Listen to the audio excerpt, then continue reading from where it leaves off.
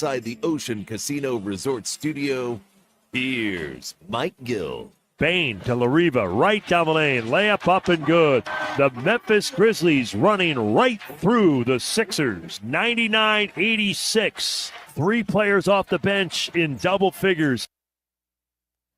Oh, that was Tom McGinnis last night on 97.3 ESPN as the Sixers get run off the floor pretty much again. You heard it right here. And, well, where do we begin? I'm your host, Mike Gill, live at Chickies and Pete's in Atlantic City at the Tropicana. We've got a big show for you. Very busy. We've got Sixers, obviously, with that loss last night. More coming out from the game after they lose. We've got it all covered for you. Devon Givens from PHLY Sixers is going to join me at 3:30 today. We've got the Eagles getting ready for the Rams. Flyers lost last night as well. That was a 4-1 game. And we got so much to dive into, including some Phillies hot stove. And I got to figure this out, Josh. I never even thought about this. I was cognizant enough to put together the questions for today, but I got to figure out what time today's Stump the Sports Geek will be. So we'll take a look at that rundown and see where we can shoehorn, I guess you would say, today's Stump the Sports Geek. Yesterday, Stump the Italian Sports Geek. The Italian Sports Geek. Would you like me to put that moniker in front too? Yes. I don't have a preference, so whatever you guys want to do. Well, the graphic only says Sports Geek. Well, yesterday, Josh got 7 out of 10 on the Stump the Sports Geek segment. So we'll figure out when we'll do that tonight. Here on the Sports Bash, we've got a lot to dive into. So I want to start with this. The Sixers game last night was painful to watch. The Sixers game last night, what am I looking at over there, Peachy? Your crotch is on the film. Well, we had some logistical problems here. Now we're good. Well, it's a family show on the video. I apologize. Apparently it's not. It's I'm only looking a at the family show screen. on the radio. Yeah, I'm looking at the screen, and all I see Jeez. I apologize to the viewers. Okay. Our setup here is pretty unorthodox, I would say. Well, we're on location, so we've got to adapt a little bit. And I guess one of the people from Chickies and Pete's needed to get around you. Yeah. But, the way your camera kind of got closed on you. Well, I didn't do it. You're blaming the other guy. Yeah, I am. You're You saying sound like Joel Embiid over there.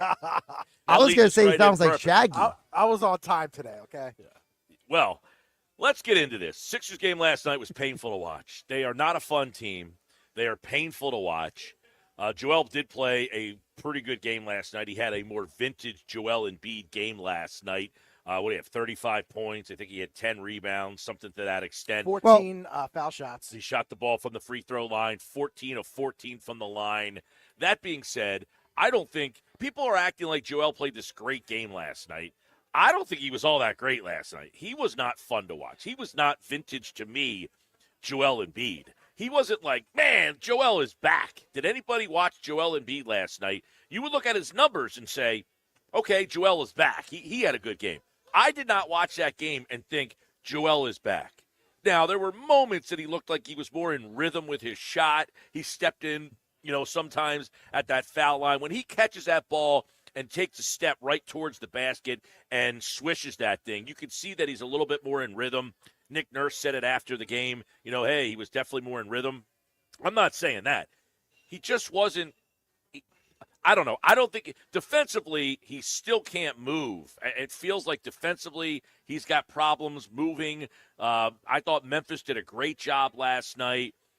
Pick and roll, getting Drummond and or Embiid locked on at the perimeter. And it's one of the reasons why Memphis just made so many threes last night, because they just kept getting the matchup that they wanted. So while Embiid had a good statistical night, I didn't think he had a great game per se. Paul George gets hurt again. And look, this has been the Paul George story. When you signed Paul George, one of the things was this guy gets hurt a lot, and he's been hurt a lot. Well, he got hurt. He missed 3 weeks already, which caused him to miss 5 games at the start of the season because of the injury that he suffered in the preseason. Well, same injury last night, and I would be surprised if we see Paul George by the end of the month here.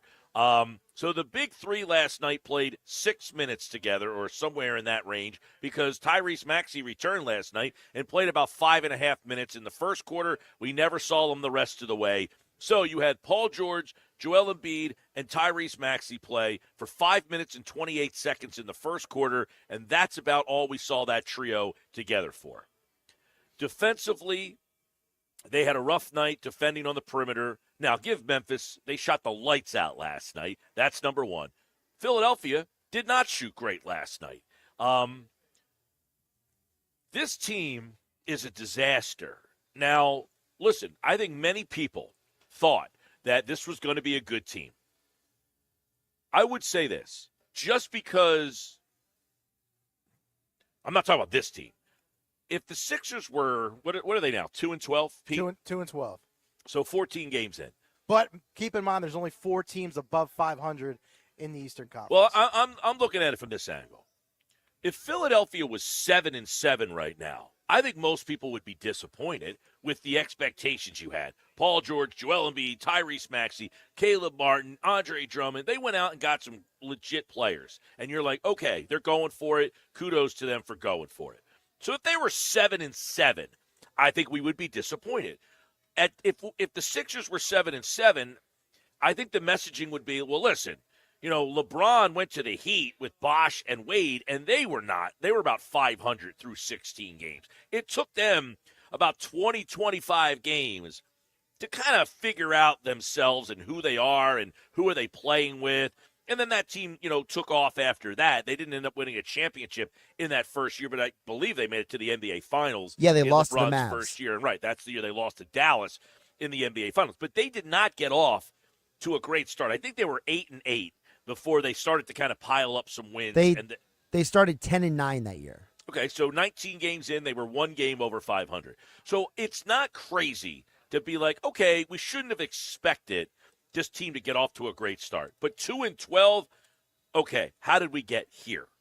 Well, let's see. Joel Embiid has played, 4 games or 5? He's played 4 games, and they're 0-4 in those 4 games. They are 0-4 in those 4 games. Tyrese Maxey has played, 5 games, maybe? 4? I think it's Something like 5. Let me pull it up. And last night, he didn't play barely in the first half. And Paul George missed the first 5 games, and then he played 1, and then he missed another one, and I would imagine he's going to miss more. So why is this team 2-12? Well, injuries have certainly played a huge factor in it. But, okay, so are they good enough that the rest of the bunch should at least, keep this team around 500? Last night was Maxey's 8th game, by the way. Okay, so it's his 8th game. The rest of the roster is a little bit of the issue that I think we're starting to see here. Caleb Martin, I don't know where he fits right now. Evan Cohen was on our show. I remember him being on at one point, and he said this today. He was filling in for Greeny today.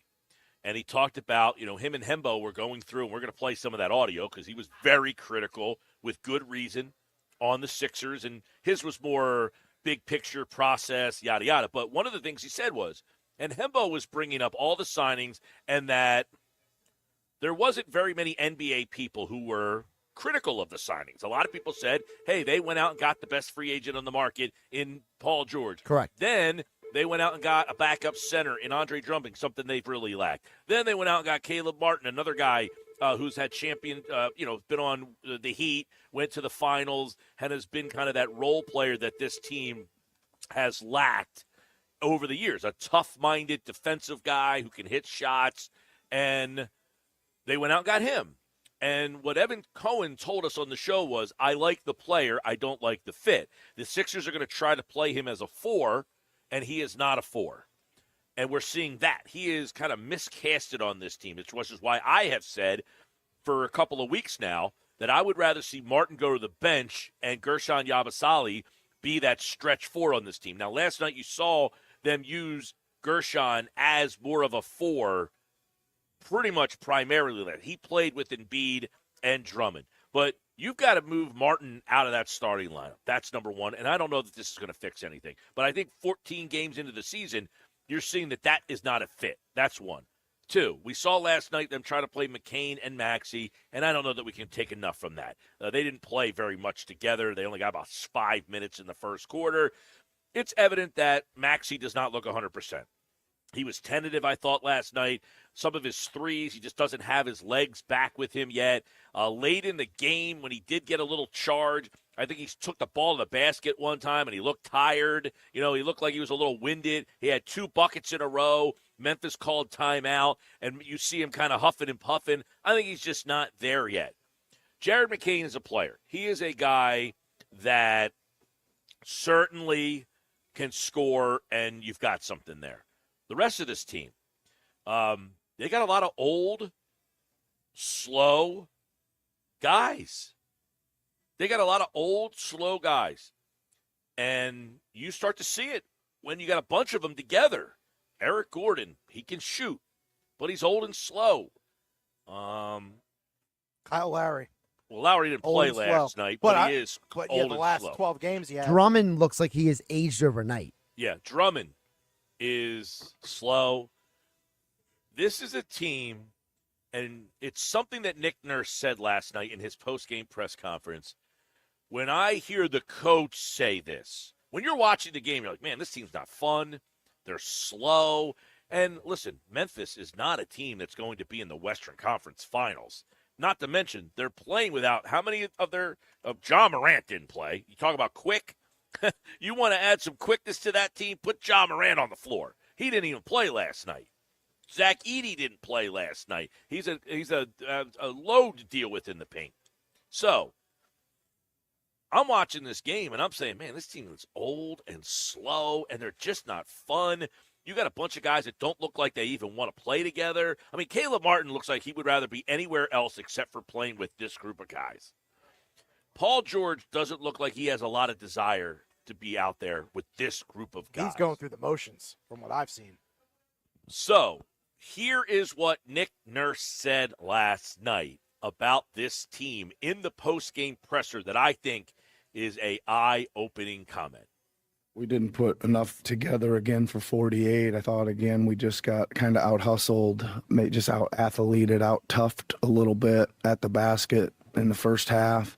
Second half was obviously better as far as that. It's just searching for lineups that would be able to go out there and play a little more physical and play a little bit better together. We got out-toughed, physicaled around the basket. I'm searching for lineups. Nick Nurse played 11 different lineup combinations last night. 11 different lineup combinations in that game last night. He is searching for anything. Now, I can question a lot of his lineup changes. He mentions, and we'll have that bite for you here in a second, he says the team is not athletic enough, and that was something that was evident in the game last night. Here's Nick Nurse talking about the difference between his team and Memphis.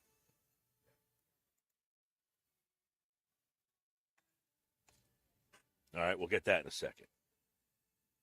So it sounds like to me Nick Nurse is going to run out of time, and he's going to be probably cleaning out his office after the new year. Well, I mean, if you're evaluating this as the Sixers front office, are you looking at Nick Nurse and saying, what the hell? How is this team so bad? Or are you saying, I think so. Man, we gave this guy a clunky bunch of guys who may have been a bad fit. That's true, but, I mean, that's what happens. The coach is usually the first one to go when it starts off 2-12. Well, the thing, like you said, if they're 7-7, you give Nick Nurse some leeway, some cushion, the injuries, what have you. But they're 2-12, and they haven't won a game in regulation at all. The thing that is interesting about this team and Nick Nurse won a championship in Toronto, and then he kind of fell out of favor there. And a lot of it, some of the reports were that he just, couldn't get along with some of the players, and they didn't like the way some of the things were done. And look, Nick's a pouty guy. Like, his body language is pouty. He, at the end of these press conferences, doesn't have a very professional look. I mean, the guy's got his hand up on his head. He's answering these questions like he wants to be anywhere else but there. So he doesn't give you this feeling of, I'm in charge here. And I'm going to turn this thing around. I don't get that confidence. Yeah, and not only I'm going to turn this thing around, like, hey, he doesn't portray this confidence of what you said. Guys, we know what's going on. We see it, but we're right there. No, he's coming out and saying, do we have that bite? I guess that's a no. He says it right after the game is over that this team, you gave me a team that's not athletic enough, right? I mean, it couldn't be. And you know what? It's true. They are not athletic enough with all the reasons that you just said. Yeah. And all the players you just named, especially with a gimpy, bulky knee, Joel Embiid, and a Tyrese Maxey with a hamstring problem, and a Paul George with 2 hyperextended left knees now. Yeah. So, I mean, it is true. Both things are true. Well, listen, I already have people tweeting at me, whatever platform you're on, talking about you got to get rid of the coach. This is the coach's fault. I don't understand how people come to get to that decision. Well, they are 2-12. Yeah, I mean, you're 2-12, but you can get to 2-12 in a variety of ways, and the coach doesn't have to be the one reason why you're 2-12. You could say Joel Embiid has not played, Paul George has not played, Maxey has not played. They have not played together. Do you think that factors into being 2-12? Okay, 2-12. What if 2-12 turns into 4-20, or 5-19? I get that. Take your pick. I get that point. Like, at what point do you have to do something? It's at getting what close. point do you have to say, okay, I understand we're 2-12, or 4-14, or 5-20, and we had no expectations of getting there. What do we do now? Like, do you ride this out and just keep going? Or do you step in as the team and say, we've got to make a change? I don't know. Well, that's a Josh Harris call, I would imagine. Daryl Morey's probably linked to Nick Nurse at this point. So, I mean, if you want to talk about cleaning house, that's got to be on the table. Yeah. I listen, I know everybody's going to – I don't put – okay, I'm going to say I'm not saying this is the coach's fault. The coach, to me, is in a horrible situation. But I do understand that if you have to do something, that might be where you need to start.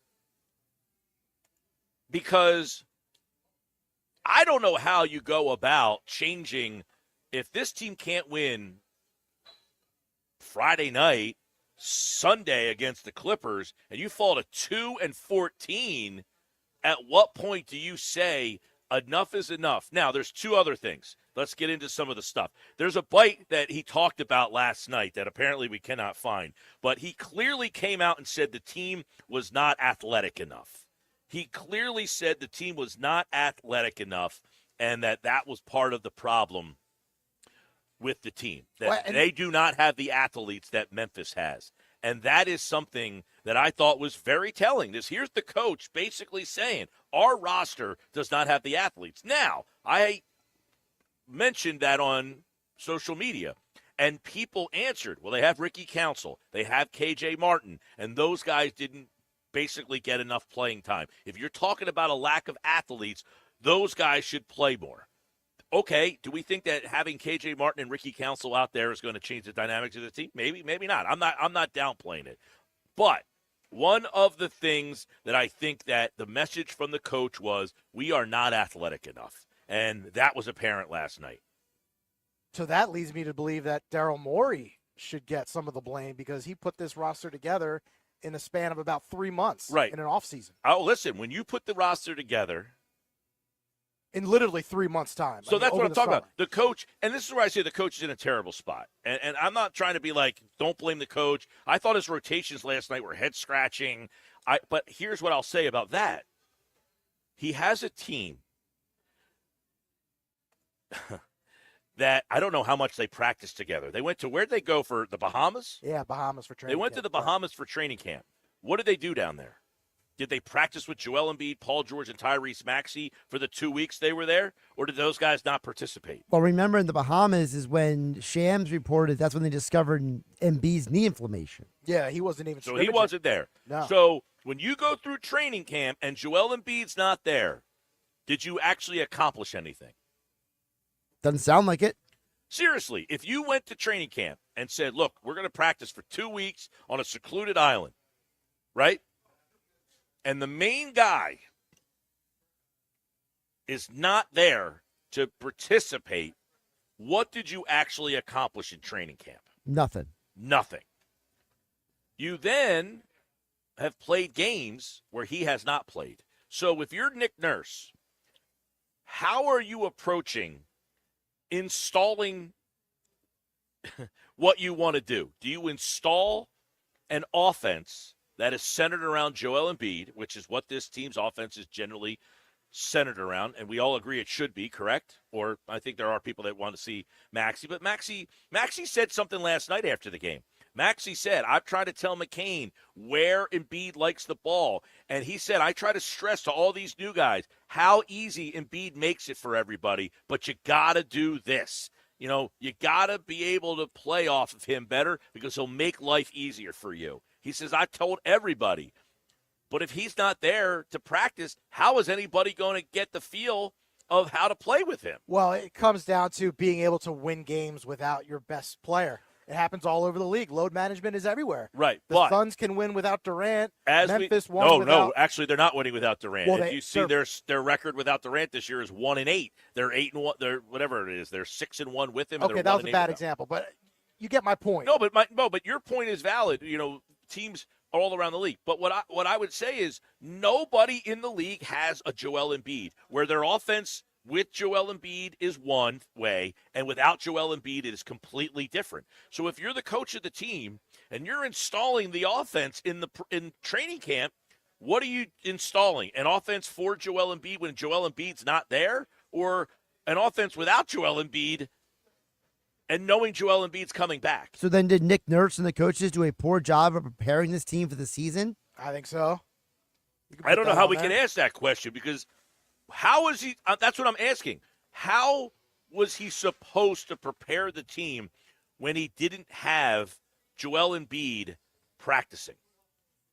Well, if you don't have him practicing, you prepare the team for the inevitability that he might not be available, right? Okay, so that's my point is, and you are then installing an offense without Joel Embiid. You guys understand what I'm saying here? You've got to put two completely different offenses in. You're not practicing the same way. You don't have when Joel Embiid doesn't play. They don't run the same offense. They're not going to the elbow with Andre Drummond and having him shoot an elbow jumper. They don't play pick and roll two-man game when Andre Drummond's in the lineup. It's a completely different offense. Well, it doesn't help when the guy doesn't show up for team activities and he's late to practice and he gets called out by his teammates. That doesn't help matters, I'm sure. Well, and that probably adds to Nick Nurse's frustration. Okay, well, as we asked yesterday, has this been perpetual? Now, Embiid last night said after the game, his quote was, what was it? Something? Piece of bleep. Whoever let this information out is a piece of bleep. Yeah. Okay. He then went on to say, fine, I'm Joel Embiid. Everybody likes to pile on me. Fine, I'll take it. He said the meeting between me and Maxey, which is what we played yesterday, Lou Williams' bite, was about 30 seconds. And basically he said, yeah, I've been late like one or two times when I haven't been playing. That won't happen again. So he's making it like it's only happened a handful of times, one or two. I don't believe that for a second. And that's a poor response. It sounds like me when I argue with my wife. That's the kind of stuff I say. You ever win those arguments? Never. Never. I've argued with your wife. I don't win those arguments either. I still get her those Starbucks lattes, though. Like the one thing that I think we have to look at is the challenge that Nurse has, and I've talked about this a lot, and all coaches that coach Joel Embiid, the challenge of coaching for him and the challenge of coaching when he's not there, because they can't be the same. You can't run the same stuff that you would run with Joel Embiid that you run when Andre Drummond plays. You just can't do it. And then it doesn't help that you have to also do it without Tyrese Maxey. So then you practice in training camp with Paul George in the lineup, and then he's yanked out of the lineup. So, yeah, I think Nick Nurse has a tremendous challenge that right now he is failing at. I would add, I don't think there's a coach out there that would be able to persevere through the situation that they're in. Right. So what do they do? If Nick Nurse goes, does Bobby Jackson take over, or someone on the staff, or you go get not That's Doc another thing, Rivers, but a guy who's out there? What are the chances you just bring somebody in from outside the organization, D'Antoni. much like Doc Rivers last year was broadcasting games, and then he went to the Bucks. So do you do that route and bring somebody in who's not even here? All right, Sports Bash Live. What is Tim Legler concerned with when he watches this team? You'll hear that coming up. Plus, on the Sports Bash, Nick Nurse with an update on what he sees from Paul George and that knee injury. That's coming up next. The Sports Bash is live at Chickies and Pete's, your home official sports bar of the Philadelphia Eagles on 97.3 ESPN. You're listening to the Sports Bash with Mike Gill And if you're not down with that, we got 2 words for you. on 97.3 ESPN and the 97.3 ESPN free mobile app. Go to get your game on at the Gallery Bar Book and Games at Ocean Casino Resort. Cheers your favorite drinks while cheering on your favorite team. Get in on the parlay while in the middle of a party. Go for the sports scene and go for the endless screens. Go to the Gallery. Go to the Fanatic Sportsbook. Go for the win at Ocean Casino Resort. For more information, visit theoceanac.com. Must be 21 or older to wager or consume alcohol. Gambling problem? Call 1-800-GAMBLER. Some people just know they could save hundreds on car insurance by checking Allstate first. Like, you know to check you have a full tank of gas first before road tripping through the desert. Empty? Seriously? Maybe I can walk. Yeah, checking first is smart. So check Allstate first for a quote that could save you hundreds. Maybe I can't. You're in good hands with Allstate. Savings vary. Terms apply. Allstate Fire and Casualty Insurance Company and affiliates, Northbrook, Illinois. Paid for by Christian Care Ministry. So right now,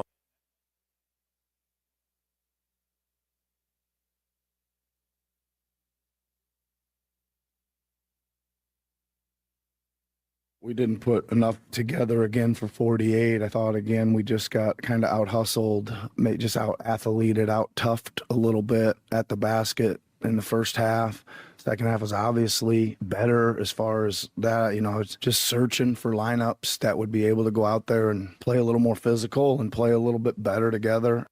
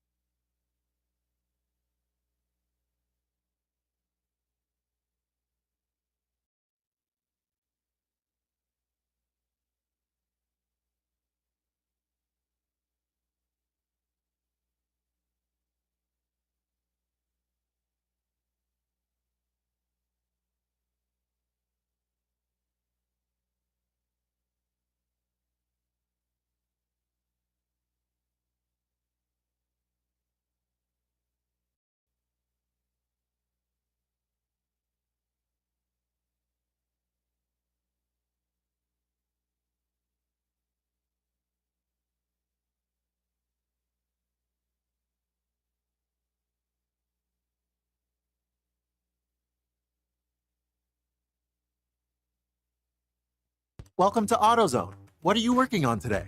My check engine light's on? That could hurt your gas mileage. The AutoZone free Fix Finder service can help find the fix for free. This whole report for free? That's right, printed and on your phone for free. But what if the fix is too tough? We'll recommend a local shop. Fix Finder, only at AutoZone. Restrictions apply. It's Sage Jewelers' great half-off everything sale going on now. Sage Jewelers says everything in store is on sale at half off, including their watch collection, Seiko, Citizen, and G-Shock. That's right, 50% off their finest selection of GIA certified diamonds, IGI certified lab-grown diamonds, engagement rings, top designer jewelry collections, and more. But hurry, the sale won't last long. Sage Jewelers, the real jeweler, Tilton Road, Northfield, open every day until Christmas. You're listening to the Sports Bash with Mike Gill. And it just keeps getting better. On 97.3 ESPN and the 97.3 ESPN free mobile app. I'm also concerned about some of the things that I've heard from Nick Nurse this year that doesn't have to do with health. When he talks about getting outworked or a team being tougher, or when I interviewed him earlier this year when I called one of his games, he said they get dispirited very easily when things go against them in the course of a game, basically saying we don't fight through adversity very well. That was Tim Legler on what he doesn't like about this team, and it sounds like a lot. Heart, desire, will, fighting through adversity. You heard that here on the Sports Bash. We're live at Chickies and Pete's in Atlantic City. The Sports Bash on location at the Tropicana. And, of course, you can stop on out. We are live till 6, the Sports Bash on 97.3 ESPN. All right, we got a lot to get into. A lot of text messages. I do want to touch on some of them, and as many as I can, and get your thoughts on this team moving forward. I do want to say this. One, for everybody who wants to trade Joel Embiid, he is untradeable due to NBA rules. His contract extension that he signed, they cannot trade Joel. So somebody texted in, send him to Miami with his friend. They cannot trade Joel Embiid. He is not tradable. The contract stipulations that he signed, you cannot sign someone who just signed that extension. So trading Joel Embiid is not an option. In the offseason, though. They can trade him. They can trade him in the offseason, right, but they cannot trade Mm-hmm. him right now. So that is not an option. So everybody who keeps kind of suggesting they have to move him, if that's the one answer that you're going to give me, that's not happening. They cannot trade him. That is not valid. Next option. Yeah, even if I said, I agree with you guys 100%, let's do it, we'd all be wrong because they cannot trade him, okay? You can trade Paul George, but you have to wait until, I think, December 15th? It's after December 15th, correct. That's the moratorium. Okay, so these are the trade options. You could trade Jared McCain. Does anybody want to do that? No. Ricky Council Jr. and Adem Bona. Nobody Those wants guys them. can be traded right now. Nobody wants them. Well, somebody would take Jared McCain. No, I meant Bona and Council. Okay, these guys can be traded starting 12-15. Paul George, Caleb Martin, Kelly Oubre, Andre Drummond, Eric Gordon, Kyle Lowry, Reggie Jackson, and Gershon Yabusele. So after December 15th, you can trade any of those guys. On January 15th, you can trade Tyrese Maxey and KJ Martin. Now, Martin has been the name that everybody anticipated is only here for $8 million, so they could trade him because he's got that $8 million hold that someone would take to get that off their books. Not eligible to be traded is Joel Embiid. He is not eligible because he signed an extension and therefore cannot be traded. And also, go ahead. I was saying it's also the timing of the extension as well, because remember, part of the reason why George can be traded is because there's a certain amount of months and weeks from July when he signed to December 15th. So it's a combination. I was reading Bobby Marks about this. He talked about how, one, it's because it was a deal signed in August. So then the clock starts in August. That's the first problem. Second problem being he is a vested veteran who was signed exclusively because of his bird rights under the contract, under the salary cap with that contract. So because of those specialty elements, it limits the Sixers' flexibility. Yeah, so there's not a lot of things they can do up until December 15th. So you have to really look between now and December 15th. Where is this team? December 15th will be the date that you have to decide where and what this team is. If you can't trade him, what if you just went the route of the New York Football Giants and just bench him like they did with Daniel Jones? Who? The Sixers. Embiid? Yeah. Well, then you're facing. What if you shut him down? If you shut him down, you just say he's hurt and he's not playing. Yeah, that's Correct. a possibility. As Evan Cohen pointed out today on Greeny, he was filling in for Greeny, and he basically suggested that if the Sixers keep losing, shut him down. An incoming team is not going to want to acquire a further injured Embiid, and they don't want to acquire a further injured Paul George. So that is actually, in this case, capitalizing on the fact that they're always hurt and saying, guys, I'm making this up, we're 5-22. This is a mess. Joel, thank you for everything. Go home. Paul, you never wanted to be here anyway. Go home. Maxey, McCain, Jerry McCain, Tyrese Maxey. Your team, guys. Yeah, I mean, that's an option, I guess. I don't see it being something that's going to happen, that they would say, hey, guys, you two guys, we're shutting you down. Go home. I don't think that happens, but can you imagine that? Option. Can you imagine that league investigation? How that conversation goes? Well, we don't know. Well, if his knee continues down the wrong path and it's not responding well to. Yeah, let's hear what Nick Nurse said last night about the knee. Do you know enough right now to be able to rule out structural damage, or is that? I think so. I think they said it was similar to last time, which was a bone bruise, I think. Yeah, and they actually did work him there. He was, again, you never know what happens. He was actually fairly close to coming back in the game, but then it kind of stiffened up as he got out a little bit more, so they decided not to. I can't imagine they like that answer. I mean, he was about to come back in the game, but then it stiffened up. I mean, is there any update on his knee today? Because I can't imagine he plays Friday night. The last thing that I saw from John Clark and Keith Pompey was that he's going under further evaluation. Can somebody bring up the Sixers? How many games they play between now and the 15th? Yep. I mean, that's really what you're looking at. You're looking at how many games do they play between now and the 15th. And at that point, you have to make a decision. Do we want to keep going down this road? Have we won enough games to get us back into the mix? Or are we a complete dumpster fire right now, and we've got to completely shut this thing down? Somebody texted in, can they rip up Embiid's contract? No, they're not going to rip up his contract. They can't trade Embiid. So there's 8 games between now and the 15th, and part of that is because, remember, the NBA Cup is happening after December 8th. So you got 8 games. Really, you got 8 games left to make a decision, in my estimation. Would you guys agree with that? I do agree with that. Really quick, let me run down the games for you, Mike, so you can kind of get an idea, you and the audience, about what exactly is coming up. You ready? You got the Nets on Friday. You have the Clippers on Sunday. Then you have the Rockets on Wednesday. That is your next 3 home games. How you feeling about those games? I don't feel good about any of the games, to be honest with you. I don't know who's playing and who's not. 1 and 2. I don't know who's healthy. Laughing out loud, Gill doesn't give date for Embiid to be gone. It's the trade deadline. Keep dying on that hill. He stinks. I have no idea what that means. Does anybody have an interpretation of that? No, again, Embiid cannot be traded until after March. I think that guy's theory is that Embiid can be traded. I think that guy's theorizing that Embiid can be traded in February, which is not true.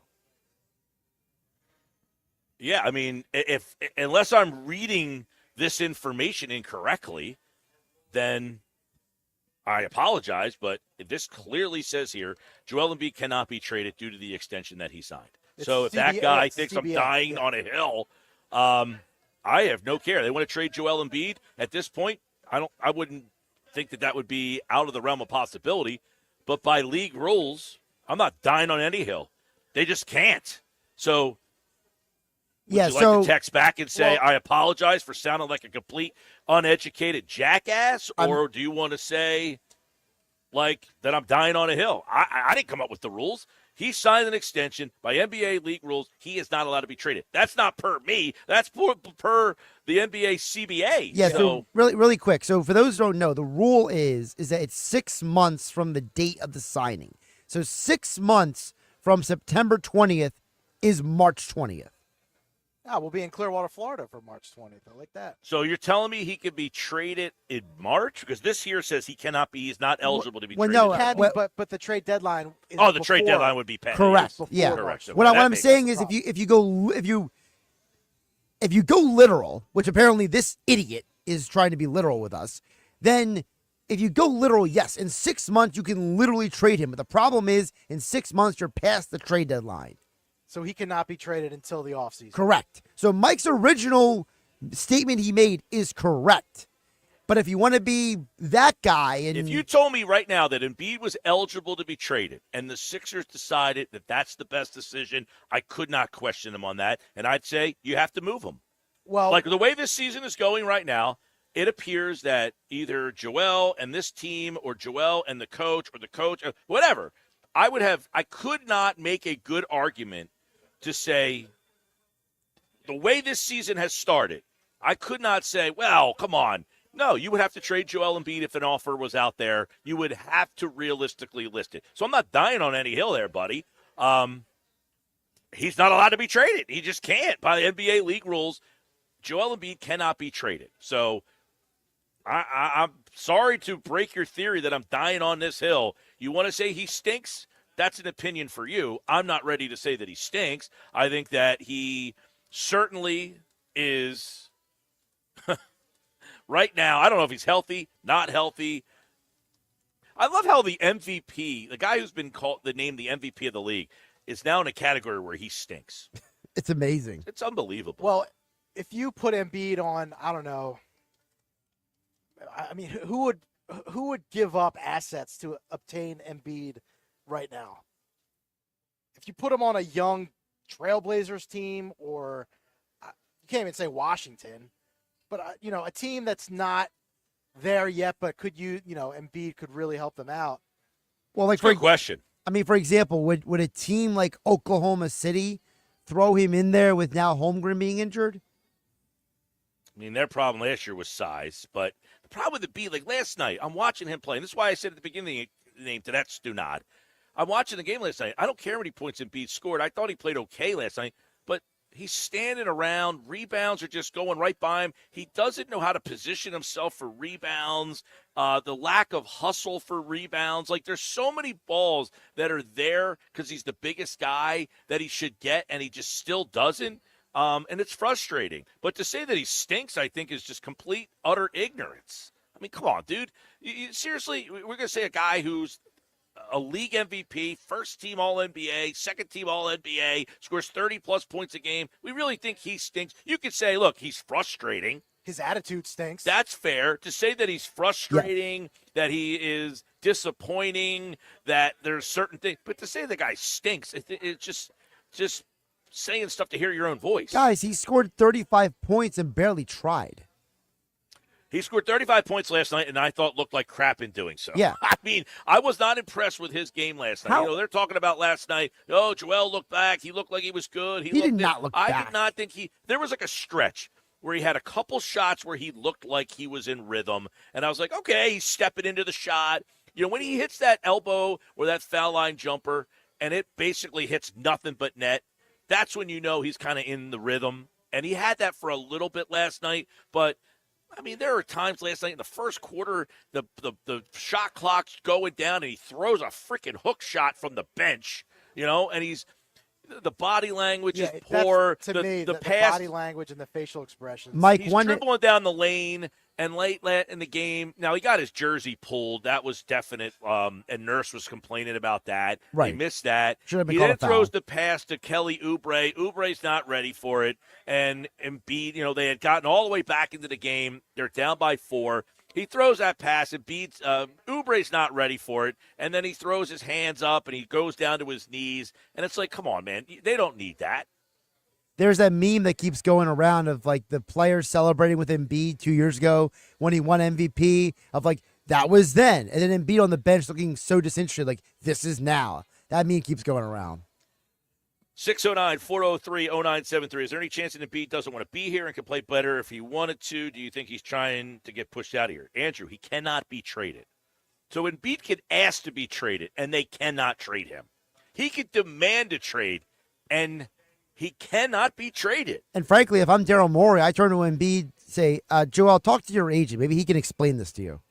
I don't think Joel is going to ask to be traded. I think he's frustrated. I think he's disappointed. I think that he is part of the problem, and I think that he doesn't want to admit that he's part of the problem. And I think he has a hard time coming to terms with a lot of this is his own doing. I don't have a problem with that. He's part of the – in fact, he's not part of the problem. When you're the star of the team, you are the problem. And so if the resolution is that it's better to just break up, then you probably should shut him down and not risk further injury or further knee problems or what have you. Who's going to want to trade for an injured knee? Well, he already has an injured knee, but you get my point. All right, Sports Pass Live, 97.3 ESPN, the 97.3 ESPN free mobile app. I mean, I'm not even asking for an apology from that guy. I just want him to recognize that, hey, he was incorrect. You don't have to say sorry. I don't really care. The guy texted in and said, my info was wrong. I am indeed uneducated. Sorry, Gil, but Embiid is still cooked. Okay, saying that he's cooked is a different opinion. I can get closer to that and say maybe he's not the same player, but to say he stinks, that's just being a hater.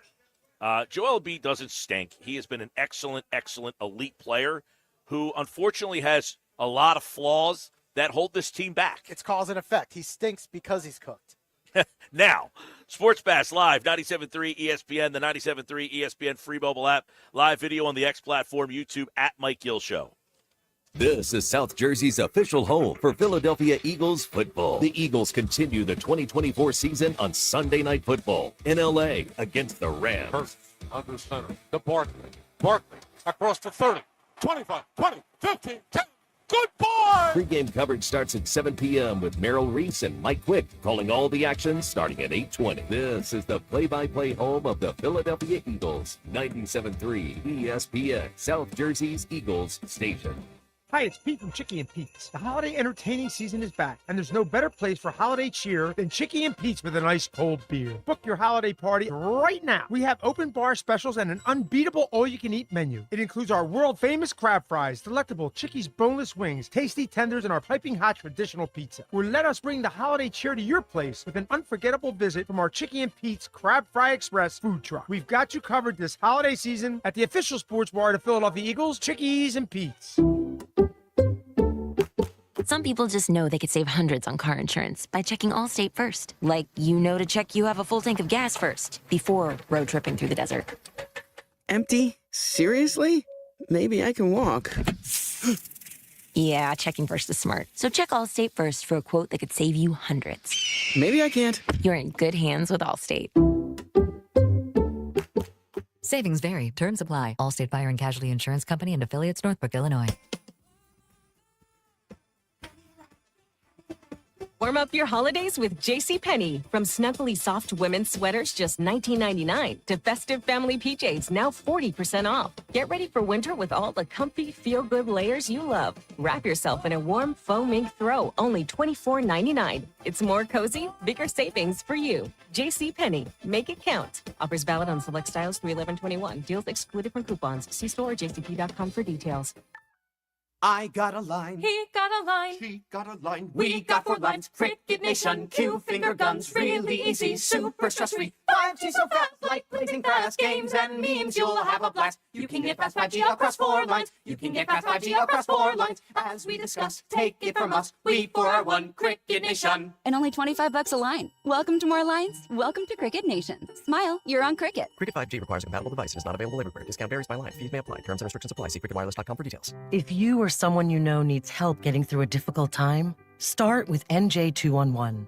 When you reach out to 211, we can connect you to help with housing, utilities, food, childcare, senior services, income support, healthcare, legal issues, and more. Help is available in over 150 languages, and the service is free, confidential, and available 24/7. Need help? Dial 211. Text 898-211. or search nj211.org. Time to work on your gift list with Black Friday deals at the Home Depot. Right now, get a select tool from top brands like Ryobi and Milwaukee for free when you buy a select battery kit.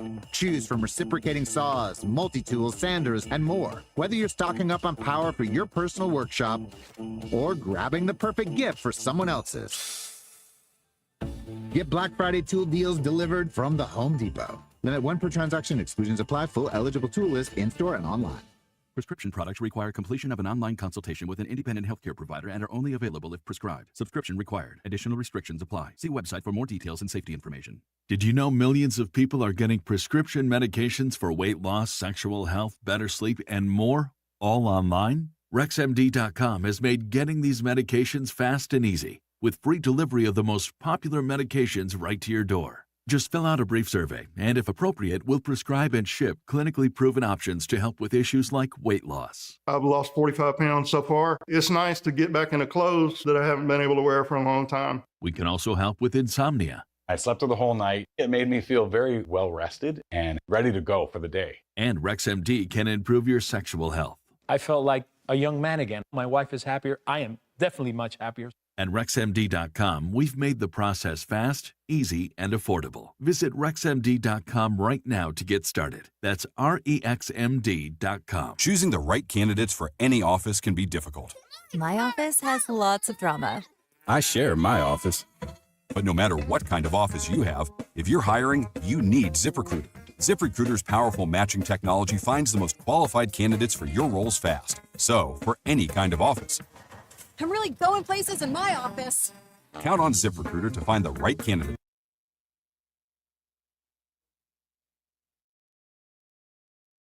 Free. It's hurricane season. Are you prepared? Don't get left in the dark. Calvi Electric, a certified Generac dealer, has you covered. From installation to maintenance, they're your go-to experts for Generac generators, ensuring your home stays powered through any storm. A Generac home standby generator will automatically restore power to your home during an outage, so your life goes on uninterrupted. Put your trust in Calvi Electric, the premier electrical contractor serving South Jersey for over 115 years. Visit calvielectric.com today or call 609-345-0151. You're listening to The Sports Bash with Mike Gill on 97.3 ESPN and the free mobile app.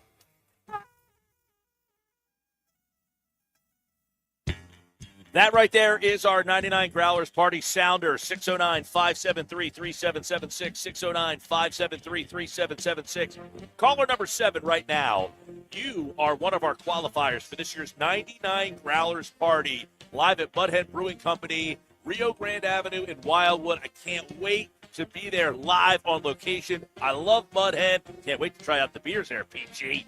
And we're going to be giving away 99 pairs of tickets. I got Eagles, Steelers, Club Box seats. I got Sixers tickets, Flyers tickets. I got concert tickets. I got tickets to shows from all over South Jersey. You must be present to win. But caller 7, you are in. 609-573-3776. It's brought to you by the Station House, the most fabulous place for your private party or event. Visit mudheadbrew.com for more information. I'm Eagle here from Thursday Night Football on Westwood One. Week 12 of the NFL season kicks off with AFC North action between the Browns and the division-leading Steelers. TJ Watt and Pittsburgh are on a 5-game winning streak and coming off a huge victory over the Ravens. Mike Golick will join me for the call from Cleveland of the Steelers and the Browns on Thursday Night Football. Listen to Thursday Night Football. Coverage begins at 7:30 on 97.3 ESPN. Go for holiday bliss. Whether naughty or nice, you are not going to want to miss this. Go for nights that shine with friends at Toast So Fine. Go to find Santa's place. Go to see that smiling face. Go to give the gift of cheer with the card that brings dreams near. With endless fun and things to do, it is the gift that keeps on giving too. Go for the dazzling lights. It's quite a sight. Go to Ocean Casino Resort for holiday magic of every sort. The holidays are here at the Home Depot, so let's get to decorating. Find your perfect tree in our huge assortment of shapes, sizes, and styles. like the easy-to-assemble Jackson Noble fir, with pre-lit branches perfect for styling with all your favorite ornaments.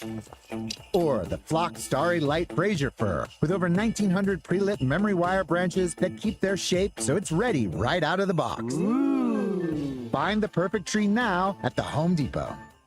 Shop Dell Technologies Black Friday event for their lowest prices of the year. The future is on sale today with limited time deals on select PCs like the XPS 16 that accelerate AI with Intel Core Ultra processors. Black Friday is their biggest sale of the year and the best time to upgrade, but it's only here for a limited time. Shop now at Dell.com/deals. That's Dell.com/deals.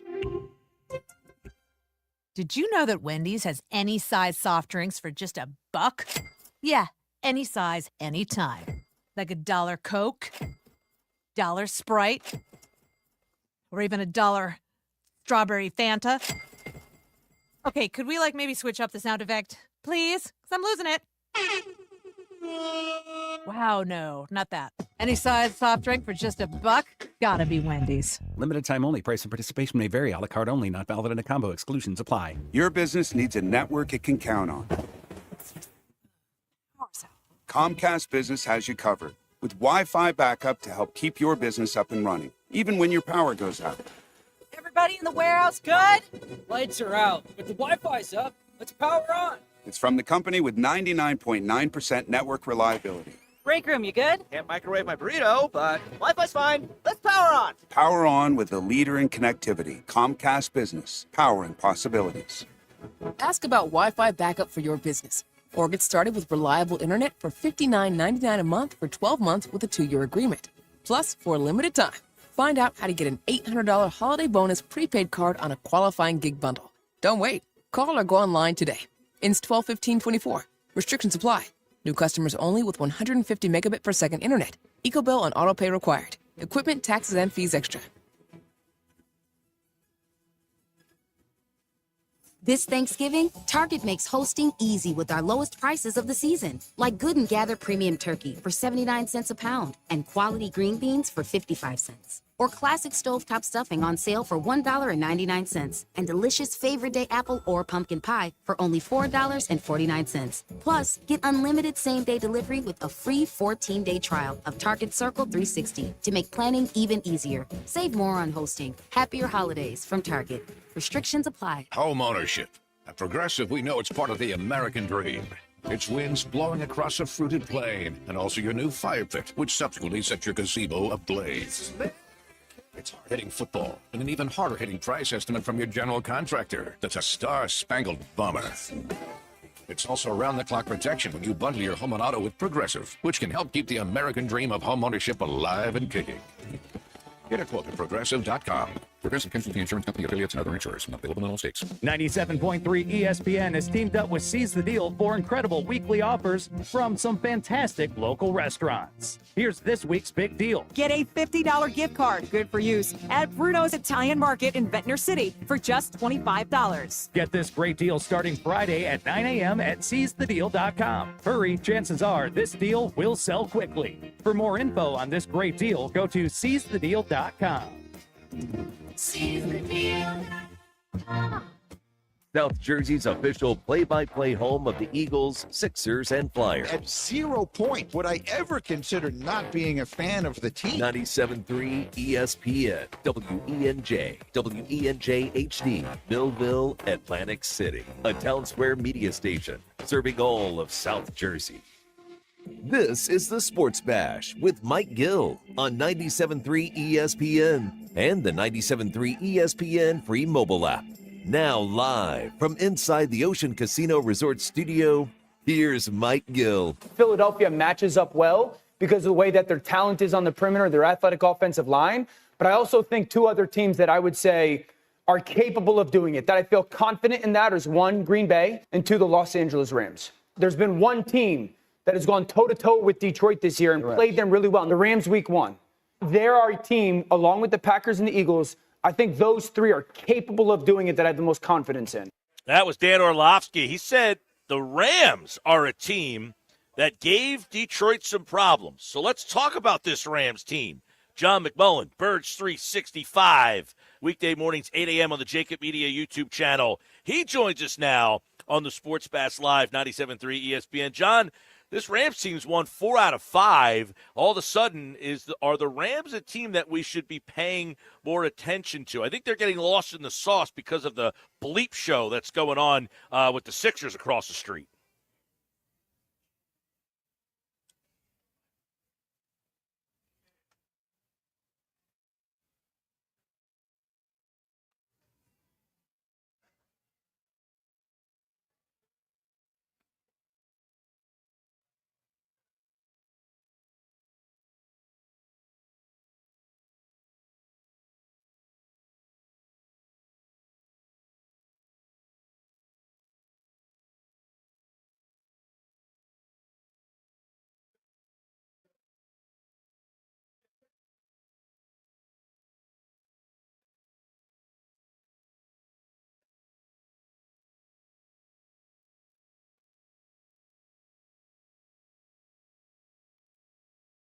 You know, John, one of the things I think is going to be interesting is their receivers and the Eagles' secondary here. Do you like that matchup? Do you like the Eagles, what they do, Vic Fangio's style of defense against Sean McVay, that little chess match? Kind of give me your thoughts on that chess match.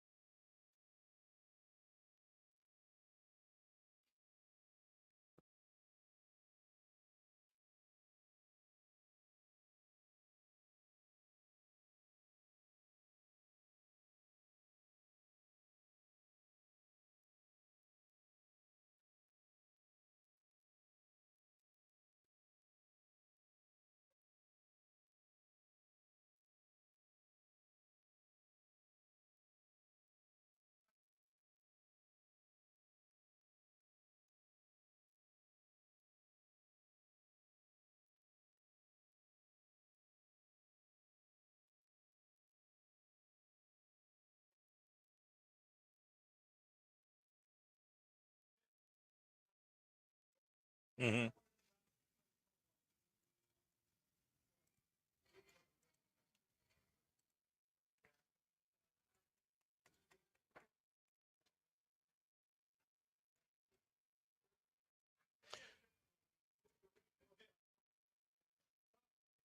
All right, John, let's talk a little bit about his defense.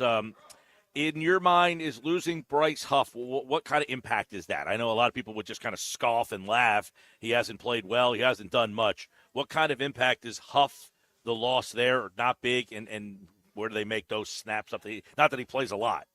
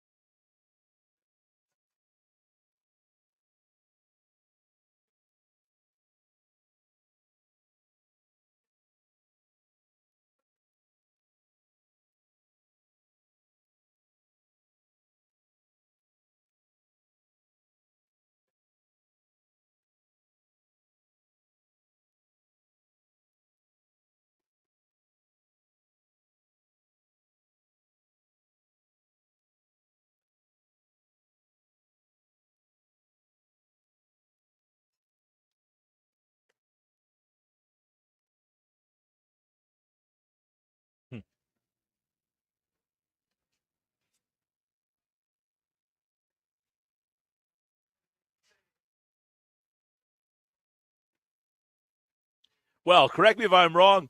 Correct me if I'm wrong, John. Weren't you at the beginning of the season saying, like, play him more because you know this is the end of the road?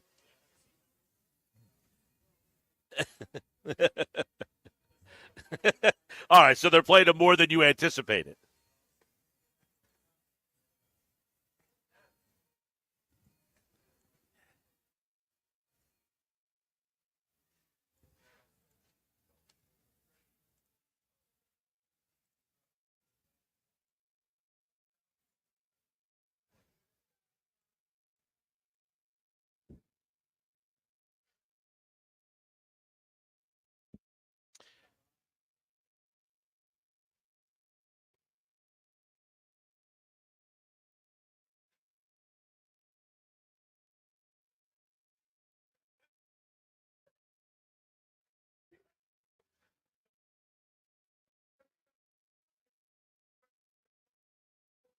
John McMullen is, of course, brought to you by Boardwalk Honda. Shop their lineup of new pre-owned and certified pre-owned Hondas online at boardwalkhonda.com.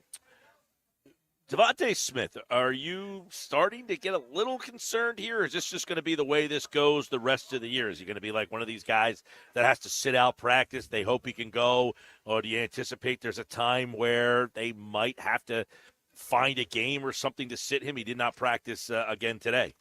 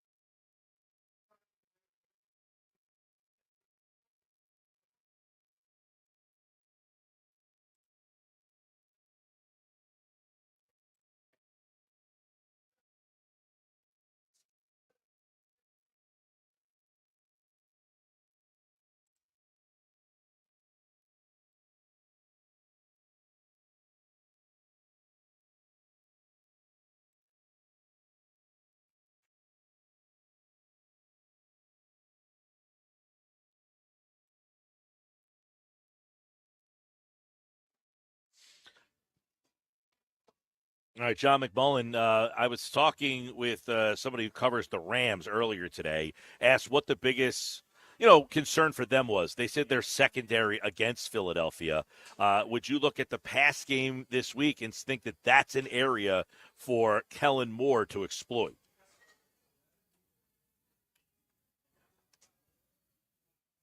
Well, and just to preface, I was on John's show yesterday, and you talked about this pass game, 22 in the league. If they don't succeed this week, and we start to think that this pass game is just are they an average pass game? Are they a good pass game? How would we describe them? 22, yeah.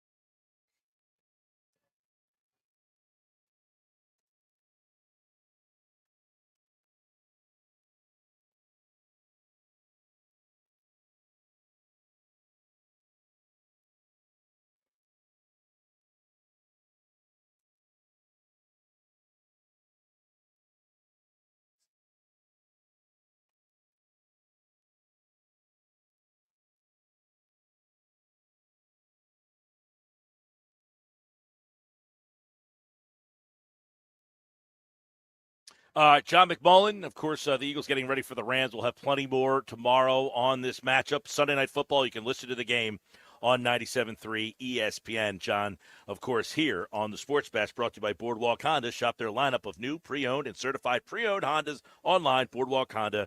All right, bud. We'll catch up with you tomorrow. All right, that's John, of course, here on the Sports Bash Live, 97.3 ESPN, the 97.3 ESPN free mobile app. All right, Sports Bash.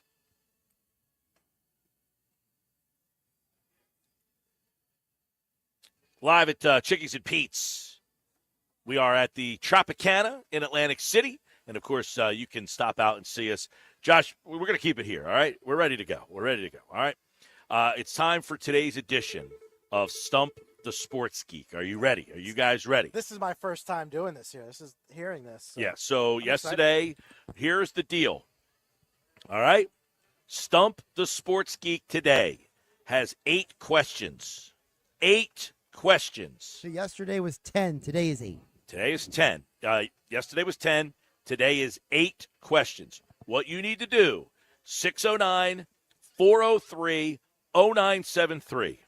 Text in with your name and where you're from, how many questions you think Josh will answer correctly. If your answer matches the correct amount of answers that he gives, we will pick one of those people for this year's 99 Bottles Party, which means you get an entry. All right? Got the rules? 609-403-0973. We will ask Josh 8 questions.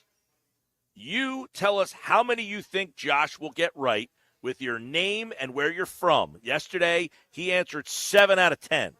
That's Hall of Fame numbers right there. That'll get you into the Hall of Fame. And we did have our winner. We had a lot of people, though, by the way, texting in and guessing the number 7. And who was the winner for that yesterday, Josh? Phil in Brigantine. Phil in Brigantine was the guy who got 7, and he was randomly selected. So how many do you think Josh will get right today? There will be 8 questions. Now, these questions it's just general sports knowledge. Here we go. Yep. Josh, are you ready? Yeah, sure. Okay. Hold on a second. I would like Josh. I mean, it sounds like we're holding him against his will to participate in this week-long feature. Oh, no, he was loving this yesterday. He had people, guessing 7, 8, 6. One guy told him Josh is going to disappoint us. Then Josh got 7 out of 10. He retracted that and said Josh was impressive. So here we go. 8 questions today. Here we go. Question 1. Got the music ready for you, Mike, here. My music yesterday was a little better, a little bit more fun. Are you ready, Josh? I am ready. 99 Growlers is serious business, Mike. This is an entry. You can win Eagles-Steelers club box tickets here. Yeah, Josh isn't doing it for himself. He's doing it for the listeners. For the people. Yes. Exactly. Man of the people. Which 2 teams have won the most Super Bowls? I mean, one of them is the Steelers. I know that. Because I feel like every time that stat is brought up, they're brought into it. Now, I'm not in the studio, so I don't know that Josh is cheating or not. I mean, why would I be cheating? Because you like to be right on these things. I don't like to be right enough to cheat. That's like the line to draw. All right, so the question is, who's won the most Super Bowls, right? 2 teams are tied with the most Super Bowl victories. Who are they? One is the Steelers.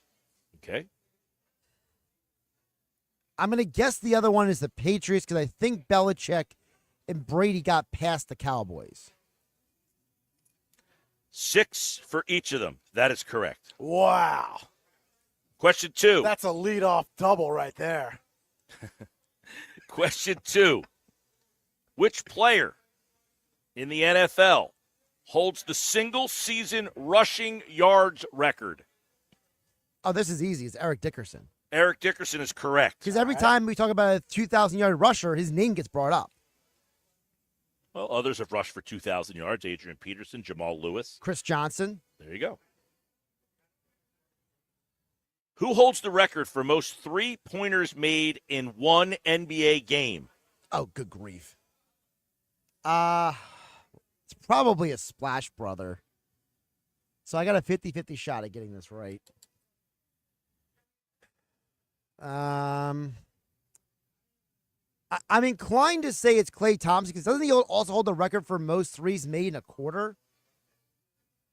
I don't have that information. I think most points in a quarter, maybe. Maybe that's where it is.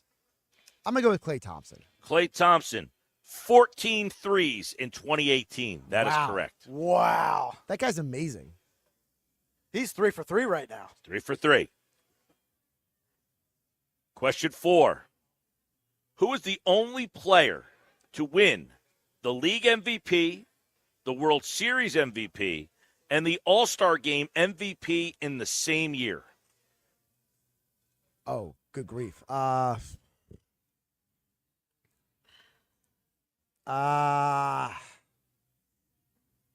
All-Star Game, regular season, and World Series, right? Yep. So it had to be somebody who would have been an All-Star and the World Series at the same time. I'm going to guess Reggie Jackson. That is incorrect. That's a tough one. I mean, baseball's been around for 100 years. Frank Robinson. So I was in the same era. It's one of those things like you either know, like Frank, like, you know, that Fred Lynn was the MVP and the Rookie of the Year in the same year, you know, like one of those things, right? What is the name of the trophy awarded to the NHL playoff MVP? Oh, that's easy. Conn Smythe. That is correct. I knew that one. That's the first one I've known. You have 4 out of 5. All right. Which golf tournament did Tiger Woods win by 12 strokes, cementing his first ever majors win? So I know this because I've read multiple Tiger Woods books. It's the Masters. That is correct.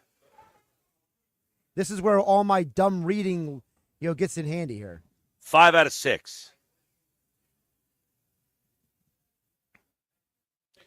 Name the sporting event that takes place every year on Memorial Day weekend. Memorial Day weekend? I know this one. It is a tradition. Not like any other, though. I was going to say it's not like any other. That's a good job by you, Mike. Now, see, here's the problem, Mike. I think Pete gave the hint away to me because he says he knows it. Possible. So it's probably a racing event. Yeah, he's like Bobby Heenan, letting everybody know that Hulk Hogan is about to turn heel. Right, exactly. So because of that information, now I'm going to decipher. I know Daytona is in February, so it's got to be a racing event that is not Daytona. I have a buddy of mine who is obsessed with the Indianapolis 500, so I'm going to guess it's the Indy 500. That is correct. That is correct. Would you have got that without Pete G No. giving you that hint? I would have not gotten without Pete. It's all Pete's fault. Wow. That's the greatest day in motorsports. Coke 600, Indy 500, and the Brickyard? Monaco. Is the Brickyard that weekend or is that a different weekend? Now, Brickyard is separate. Okay. 6 out of 7. With an assist from Pete. What is the only team in the NFL to never play or host the Super Bowl? Well, I know who it's not because I know that a lot of teams have hosted the Super Bowl because they have domes. So that kind of eliminates a lot of teams. That's the purpose of the question. You're eliminating those teams to get the answer. 1. I think I know this. It has only happened one team has not ever played in or hosted. The Cleveland Browns. That is correct. Because the Lions have hosted, the Texans have hosted, the Colts stadiums have all hosted. Arizona. Vikings. Well, Arizona played in the Super Jacksonville.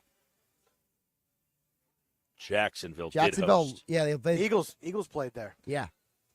So the answer we are looking for is 7. If you correctly texted in 7 yet again. That's pretty good, man. 7 out of 8. You have a chance to qualify for this year's 99 bottles party. And that's just, it's sports. It's all sports. It's motorsports, golf, it was in there, football. Yeah, but it would have been 6 if Pete didn't chime in. Now, Pete, how would you grade the difficulty of the questions? I would say it's probably a B+. Okay. A-. I mean, we're not trying to, stump the guy. We don't want him to get 0. But you have the faith that he's going to get some of these answers right because he is very knowledgeable. That's the purpose of the segment. He's the sports geek. That's right. Self-proclaimed. Sports geek. That's right. Self-proclaimed. It was actually given to me by a former radio job, so. Okay. So there you go. If you answered 7, you are now in the running, and we will contact you to let you know if you are, in fact, a part of this year's 99 Bottles Party.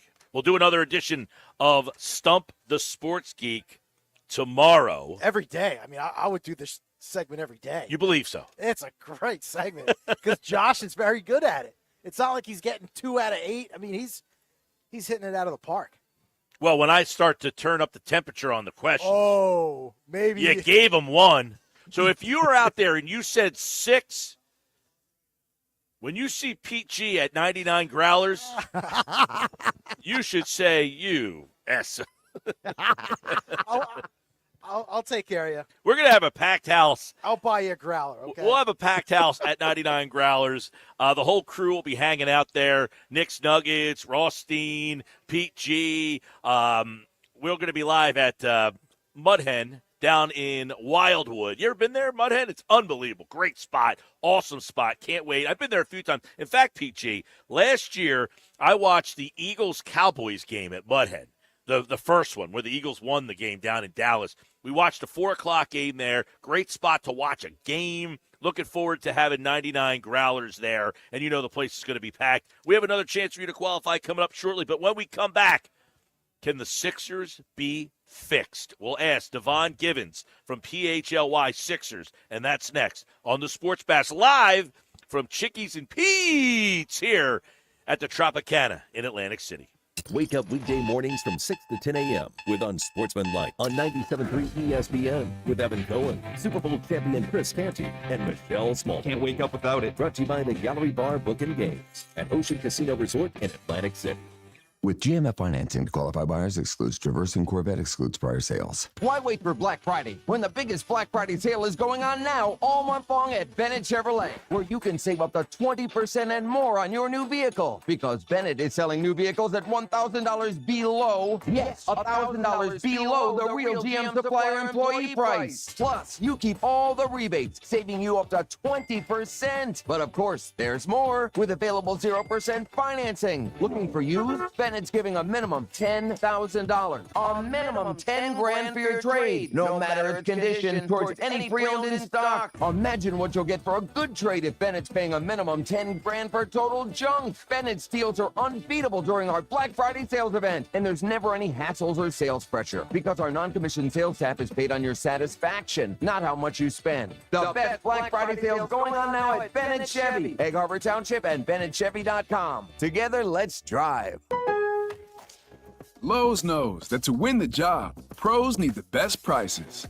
That's why only at Lowe's, MVP's Pro Rewards members can get a volume discount on eligible orders as low as $1,500 at the Pro Desk. That means you get the prices you need to start any job, small or large, because Lowe's knows pros. Valid in-store only. More terms and restrictions apply. Visit Lowe's.com/terms or Pro Desk for details.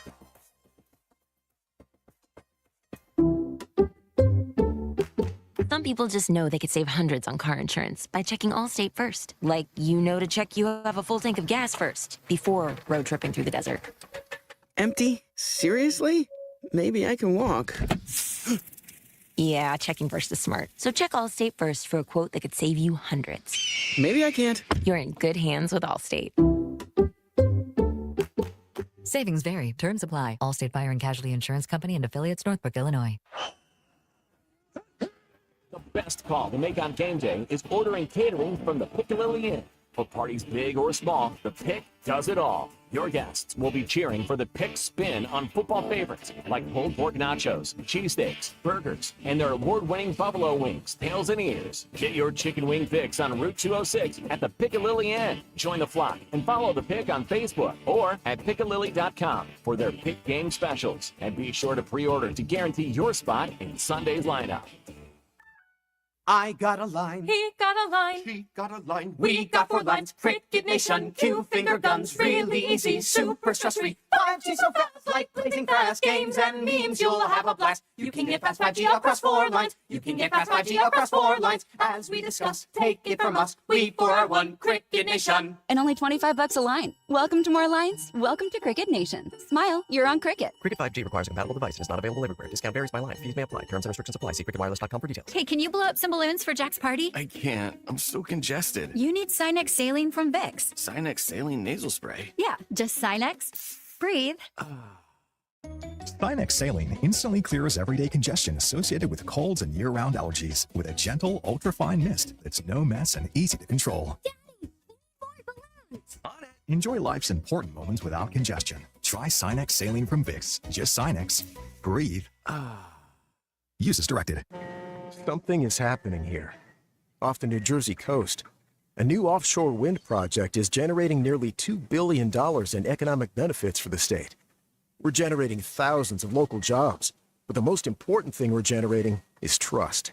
Look closer at Atlantic Shore's offshore wind, and you'll see that we're generating a clean energy future with a team that values safety, the environment, science, and a commitment to being a good neighbor.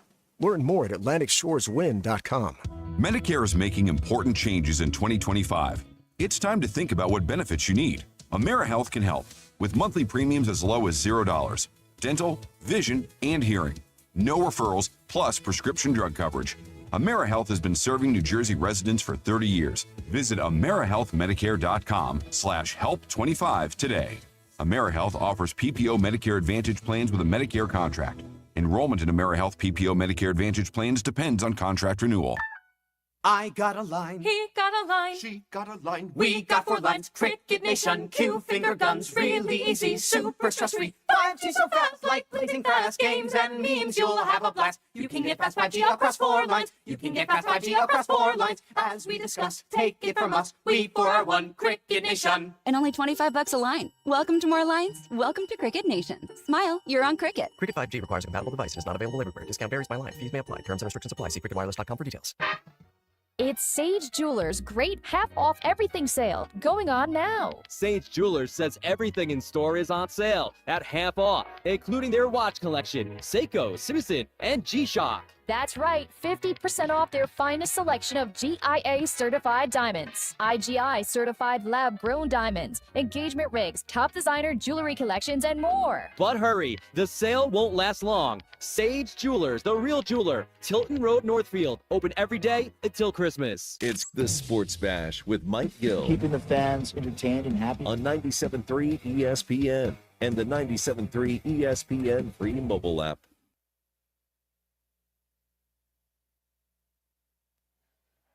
All right, 3:30 Sports Bash Live, 97.3 ESPN, the 97.3 ESPN free mobile app, live here at Chickies and Pete's in Atlantic City. Got Thursday Night Football tonight. Steelers-Browns. You know the Steelers have never beaten the Browns on a Thursday night? Well, I think it's going to probably end tonight.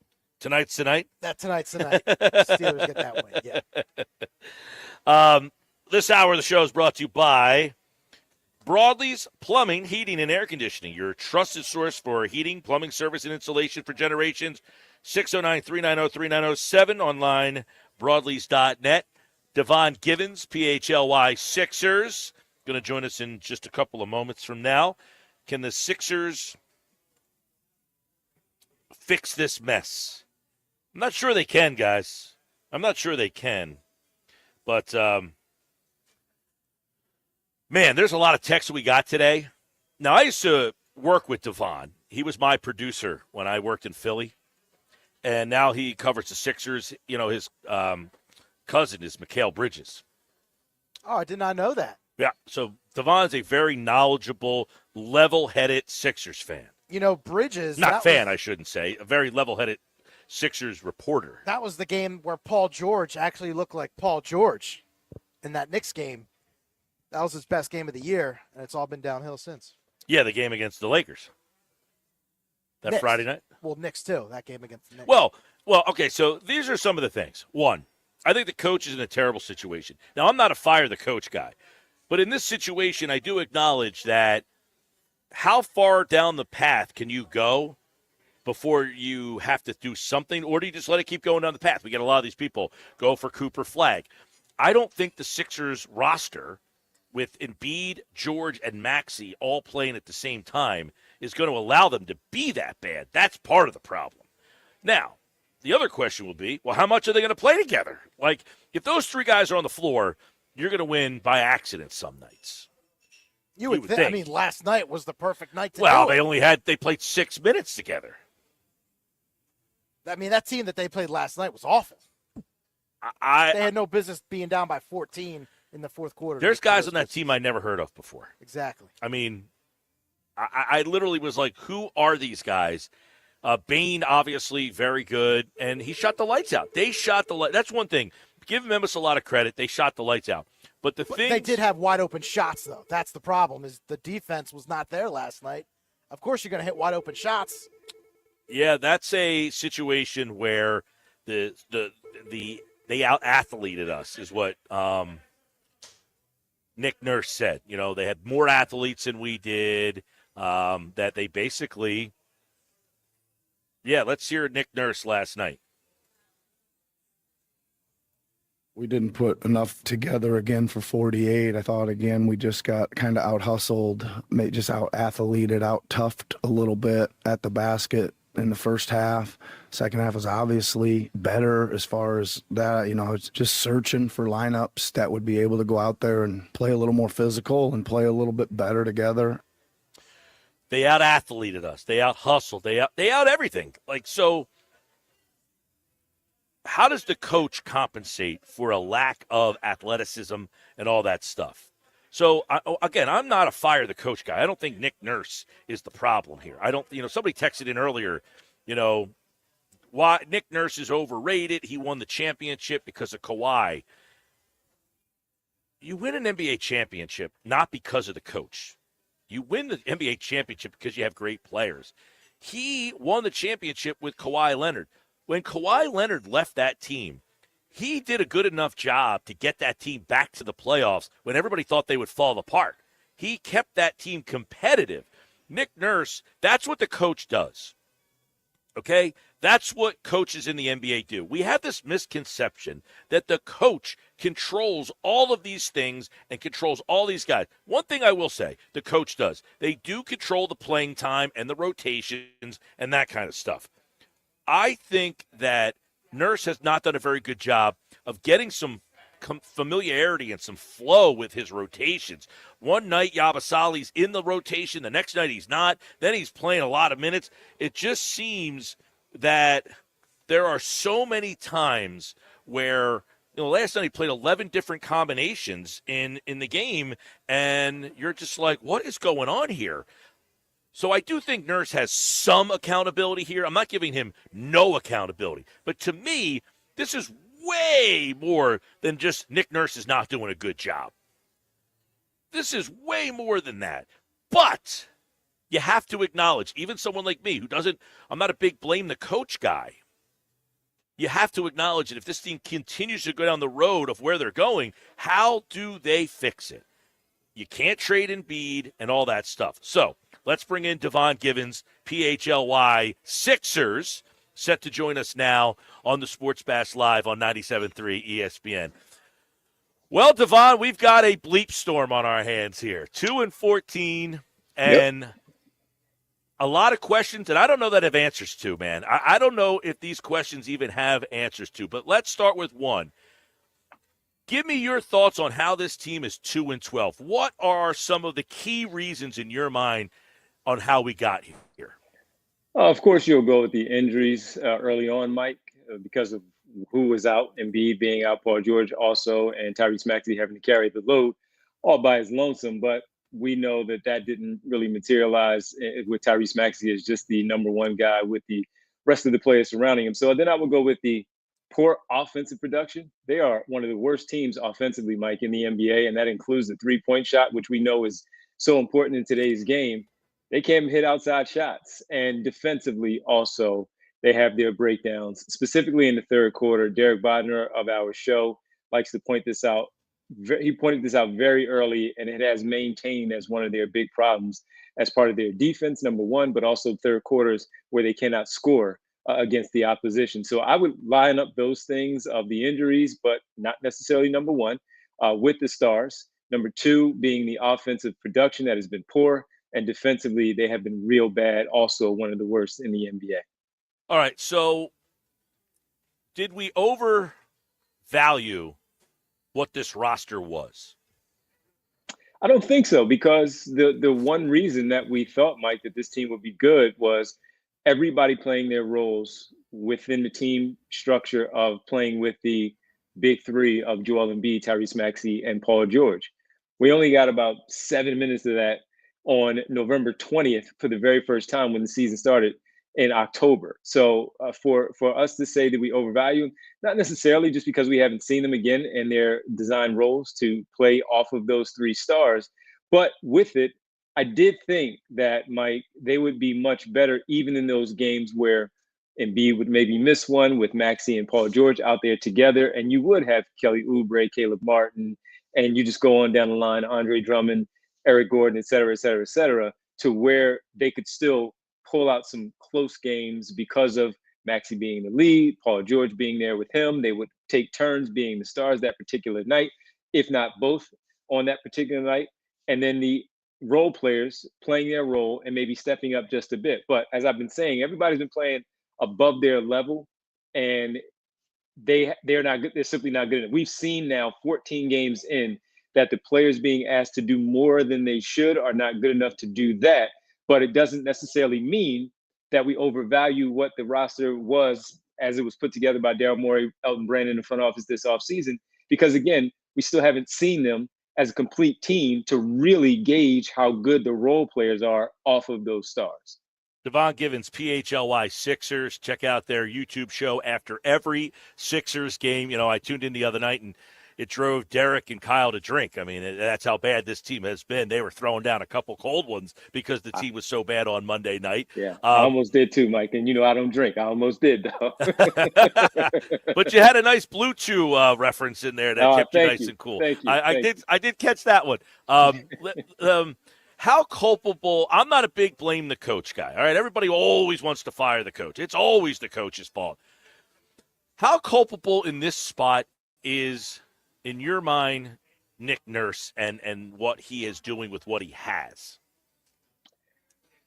I am not a big blame the coach guy that much, but I will lay some at the feet of whomever we're talking about. In this case, I gave Nick Nurse – I know I talked to you during the playoffs and before the postseason last season, where I would talk to you about not putting so much on Nick Nurse because he did not have Embiid for 30-plus games. Tyrese Maxey was out for a month with an injury. The James Harden part of it that started the season off, and they just had a bunch of role players, and they weren't going to be good enough. And then they run off to 8 straight to get to the postseason. We saw what happened. They finished in 6 games, and their offseason is complete. Here we are again, where it's not an excuse. It's a fact that their 3 stars have been down at some period of time for an extended period of time for this basketball team. And as the losses continue to build up, their absences are magnified. And then you're talking about, once again, these other players being elevated. Now, I say all that to say, though, you cannot have Yabusele playing the way that he did, 17 points, making 4 or 5 threes that he did last night. And he's on the bench in the fourth quarter, Mike, when that game was still up in the air. As you saw, the Sixers did make a run, and they did come back. Paul George is out for the remainder of the game because of left knee hyperextension again. And Yabusele's on the bench. That's the coach making that decision. That's the coach to put Andre Drummond in the game to start the fourth quarter for Joel Embiid instead of Yabusele. Yabusele may have been fatigued because of all the minutes that he did play. But guess what? That was 19 minutes that he played through 3 quarters. We've seen him play many more minutes and still be productive for the things that he was out there doing. And honestly, we know that they were more athletic in the front court for the Memphis Grizzlies, but they weren't that much bigger than him. They can get up that second jump, that first jump much quicker than him, but Nick Nurse needs to have him in there. That said, when you're 2-12, some things, though, do have to have the finger pointed back at the head coach for maybe lack of a point, case in point, the Yabusele piece, maybe not having the right rotations at times, leaving guys out there a little bit longer. Why is Paul George before last night's injury? Go back to the Miami Heat game or even the game before against Orlando. Why is he on a minute restriction when he's seemingly not supposed to be on a minute restriction and letting this guy loose? Sure, give him some time off. He needs a breather. He is no longer 24. He's 34. But those are the things, unless it's being communicated by the player, hey, I need a breather, and a run happens, and that's not the player's fault. Some of that stuff does lay at the feet of the coach, and he has to take some responsibility for a 2-12 record. No question. I do question. He had 11 different combinations last night. I agree. I think Yabusele needs to start. I think he needs to be the stretch four on this team. Martin goes to the bench. I think he's much better in that role. That said, how far do they let this go before somebody becomes culpable? So the way we've talked about it, and I'll give Kyle Neubeck credit, mentioning both Derek Bodner and Kyle Neubeck from the show. I'll give him credit because he brought up the 20 loss number if they're still in single digits. At what point? And if they get to, let's say, 5-20, Mike, something's going to happen. You're not going to trade any of your players because you have the December 15th rule, of course, for a lot of them, especially KJ Martin with the new contract and all. Embiid, George, Maxey, they're not going anywhere. The only other candidates well, are just to be clear, too, because this keeps coming up, Devon, Embiid is not eligible to be traded, even if they wanted to. Season. Yep. He cannot be traded until March, which is after the trade deadline. So all these people who keep texting in to get rid of Embiid, that is not an option. No, so that's not happening. So the only other thing that you could do is to attack the front office or the head coach. It's not going to be any assistant coach because we don't talk about the assistant coaches. We talk about the head coach or the front office. So I would say if they are through 25 games or 27 games and we're looking at 7-20, Mike, and they have not shown much improvement, someone's going to take a fall because we can no longer use, and I've been a big culprit of it, of trying to calm people down early on, 2-10, 2-7, 2-8, whatever the number is. Hey, guys, you're only 3.5 games out of 6th place. Let's see when these guys come back. Well, now another player is injured again. We don't know if he's going to be out for a period of time. Same hyperextension for that left knee. He missed 2 weeks in Paul George. And if this thing continues to spiral, even with a 3-game homestand upcoming, it's not an easy schedule. Brooklyn is better than they are right now, but they should not lose to the Brooklyn Nets on Friday night. Then you have Sunday, James Harden and the Clippers return, and you don't know what that's going to look like. They've been playing okay basketball. And then you have the Houston Rockets, who have also been much improved this early part of the season before going on the road again. So if they, through 27 games, and we're looking at a single-digit number with 20 losses, I think the conversation will really start to spark up amongst the Sixers fan base, maybe on your show, our show as well, because something would then have to give. His show is PHLY Sixers on the PHLY Sports YouTube channel. It's Devon Givens who covers the Sixers. And, of course, everything that has happened in the locker room, the meeting, the reports coming out afterwards, now the fallout from Embiid. What is your take on the last 72 hours of what happened in Miami to where we are now and everything that we've kind of put together of Embiid's reactions, the context of the meeting, how it even got out there? Well, the first part of it, the meeting needed to happen, in my opinion. Again, we're talking about a 2-11 team. So something needed to happen, something needed to be discussed, and they discussed it. Now, all of this stuff being leaked thereafter, I'm one in the minority, and with the few people that I have talked to, I didn't mind it. I didn't mind it being leaked because somebody needs to be called on the carpet for this. As you said, Mike, at what point does someone get fired? Well, the thing that starts off, if you're not going to get fired, is these notes or this information is going to be leaked somehow, some way. And while I'm a big proponent of things staying in the locker room, you know what? After all the bad press that they had, the lack of communication where things were not shared a little more than the way we would have liked as far as information with Embiid and a few other things. With this one, I didn't mind it because, look, we've been dealing with this stuff with Joel Embiid for many years. He's gotten so much better at his tardiness, at being a better teammate. Not that he was a bad teammate. It was just more of he was to himself. And that's been public. Where he's gotten so much better in doing things involving with his teammates and being a closer teammate, if you will, as the leader of this basketball team. So with it, actually, Mike, I didn't mind it. I didn't mind it at all that it got out. Now, his reaction of he wasn't too happy. He was not. Too happy. Well, you know why? Because, again, the finger was pointed at him. Once again, this is the second time in 2 weeks that the finger's been pointed at him. And as a result, you're the star of the team.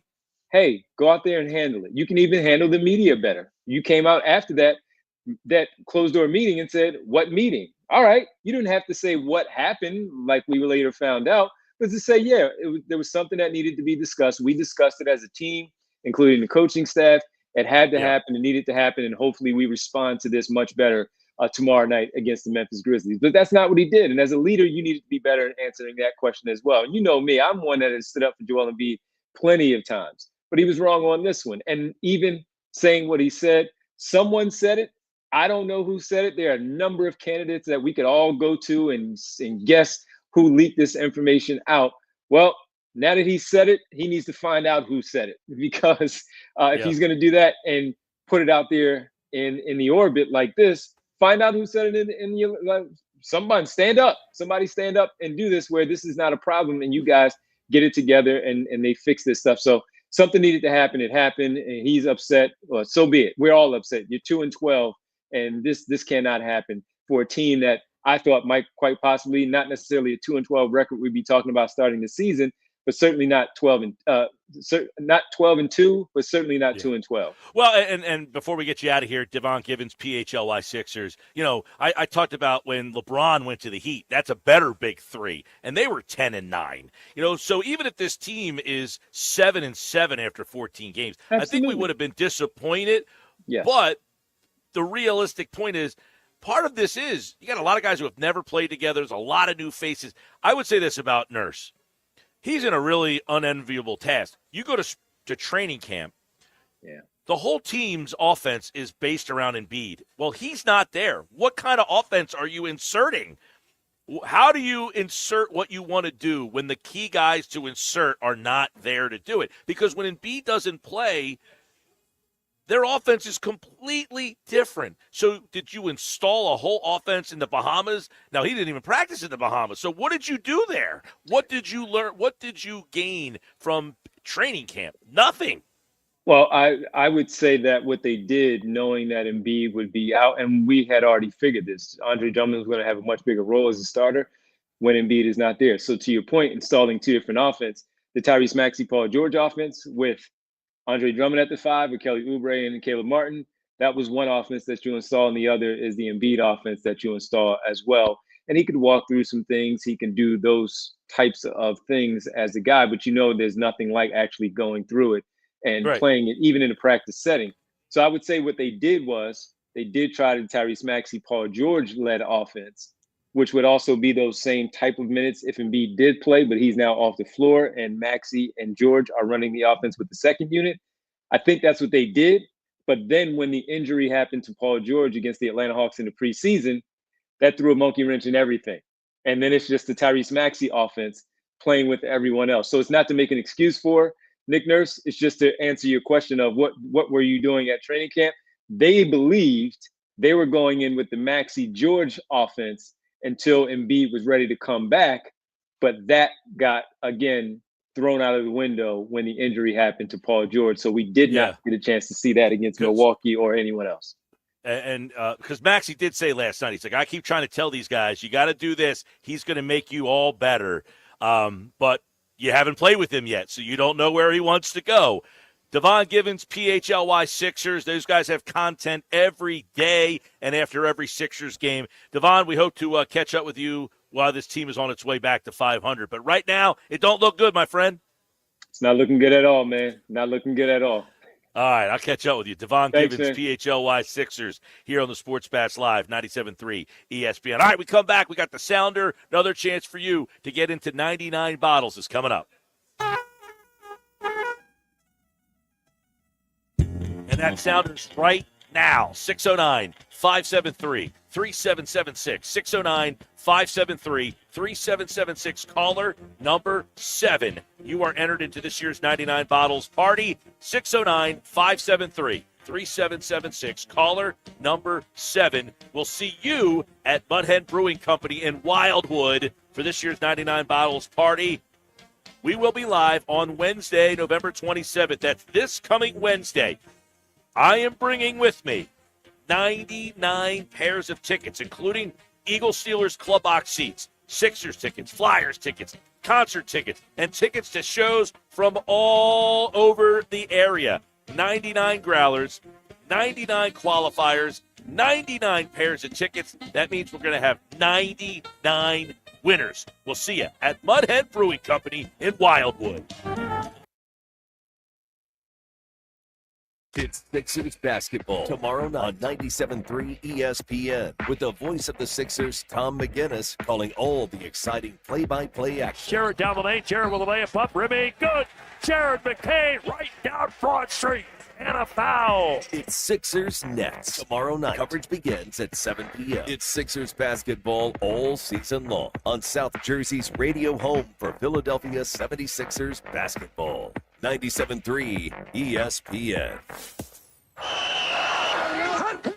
The best call to make on game day is ordering catering from the Piccalilli Inn. For parties big or small, the Pick does it all. Your guests will be cheering for the Pick spin on football favorites like pulled pork nachos, cheesesteaks, burgers, and their award-winning buffalo wings, tails, and ears. Get your chicken wing fix on Route 206 at the Piccalilli Inn. Join the flock and follow the Pick on Facebook or at piccalilli.com for their Pick game specials. And be sure to pre-order to guarantee your spot in Sunday's lineup. I got a line. He got a line. She got a line. We got 4 lines. Cricket Nation. Q finger guns. Really easy. Super stress-free. 5G so fast. Like blazing fast. Games and memes. You'll have a blast. You can get fast 5G across 4 lines. You can get fast 5G across 4 lines. As we discuss, take it from us. We 4 are one. Cricket Nation. And only $25 a line. Welcome to more lines. Welcome to Cricket Nation. Smile, you're on Cricket. Cricket 5G requires a compatible device and is not available everywhere. Discount varies by line. Fees may apply. Terms and restrictions apply. See cricketwireless.com for details. It's hurricane season.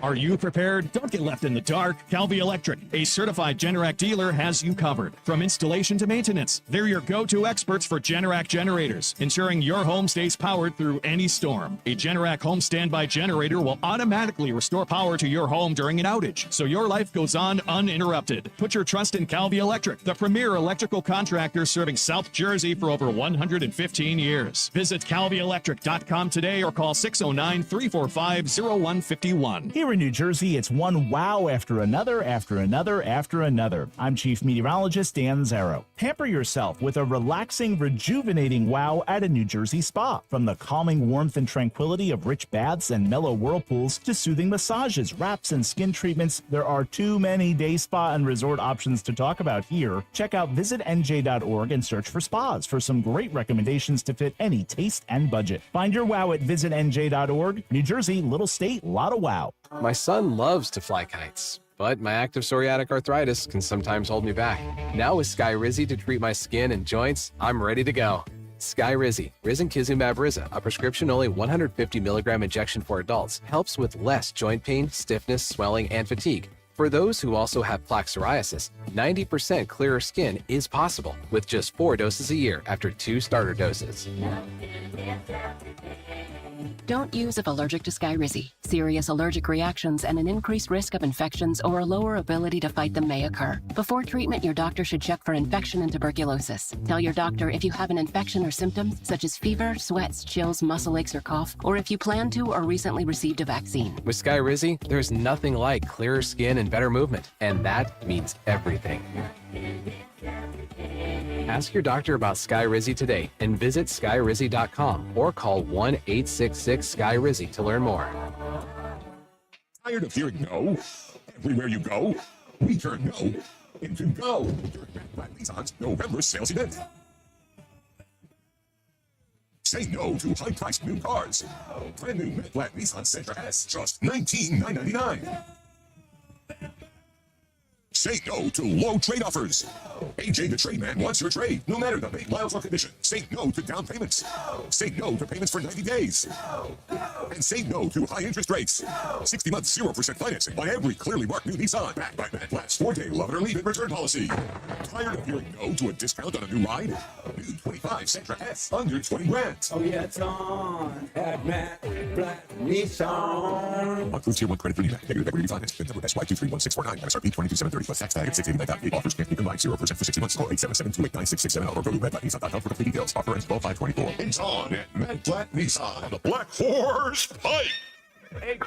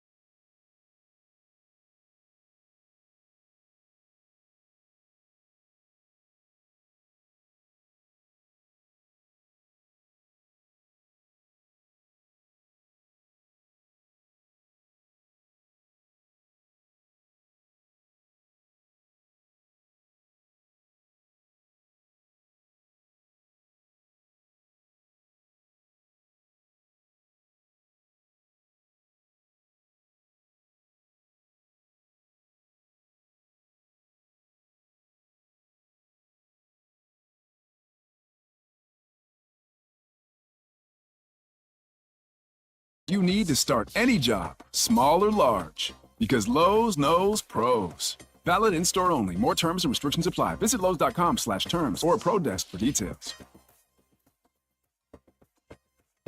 Jersey Cow, a great place for the family to hang out and eat ice cream. At Jersey Cow, everything is homemade, small batch, right here in South Jersey with only the best ingredients. Enjoy Jersey Cow in Northfield and Brigantine with all the fall flavors, bringing back popular classics while introducing some future favorites as well. For the best ice cream with constantly rotating flavors, come taste the best homemade delicious ice cream made right at Jersey Cow. Visit every day from noon till 10 at both Northfield and Brigantine locations. Ice cream, a year-round thing at Jersey Cow. Home of the Philadelphia Eagles, They've got him. It's a sack. Sixers, Oh, baby. and Flyers. He scored. 97.3 ESPN, WENJ, WENJ HD, Millville, Atlantic City. A Town Square media station serving all of South Jersey. 97.3 ESPN presents The Sports Bash with Mike Gill. It's time for Football at 4 with Andrew DeCecco, powered by the Inside the Birds podcast. We're never satisfied. That hunger for more. I have it. Everyone has it. Now live, this is Football at 4. Football at 4 is powered by the Inside the Birds podcast. It's brought to you by Bet365. Whatever the sport, whatever the moment, it's never ordinary at Bet365. I love that bite, that hunger for more. That hunger for more. The Eagles, 8-2, looking to keep pace with the Lions in the NFC. The Rams have won 4 out of 5. We're about to take a look at the matchups with Andrew DeCecco from Inside the Birds and InsideTheBirds.com here on the Sports Bash Live for another edition of Football at 4. And, Andrew, we take a look at this Rams team. They've won 4 out of 5. They got some really interesting offensive pieces. I want to start there and get your take on it because Quinyon Mitchell, he's kind of been a great story here. Cooper DeJean, adding those two guys to the secondary. Let's start with the Eagles secondary against Cooper Kupp and Puka Nacua. How does that match up for you this week?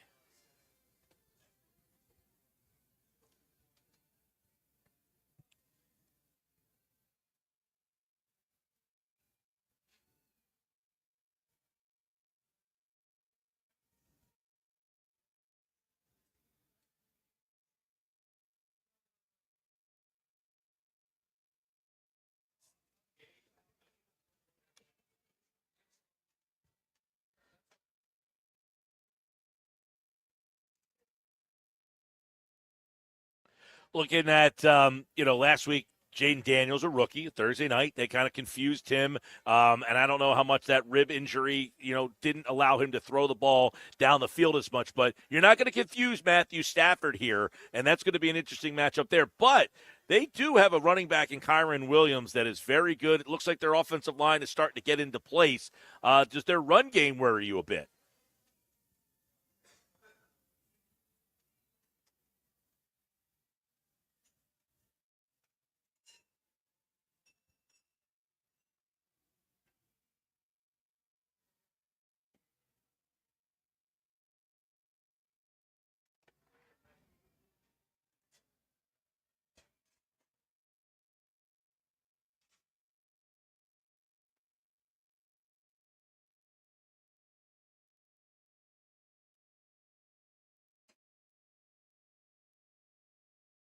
I agree with you there. I think he's an interesting X factor in this game. Andrew DeCecco, Football at 4. It's a fun matchup. The Rams, they played the Lions pretty tough early in the season. The ceiling for the Rams, I think, a little higher than their record 5-5 would indicate. If you look at the Rams on defense, by the way, before we get to that, the chess match between Vic Fangio and Sean McVay, that one should be fun because McVay has faced off against, Fangio and McVay have faced off. Fangio generally gets the better of him in these situations, so we'll see what he throws at this offense this time around. But let's look at the Eagles' offense. The Eagles' receiving core, obviously, a little concern with Devontae Smith, Andrew, with his hamstring. But, man, there should be some meat on the bone in the secondary against the Rams.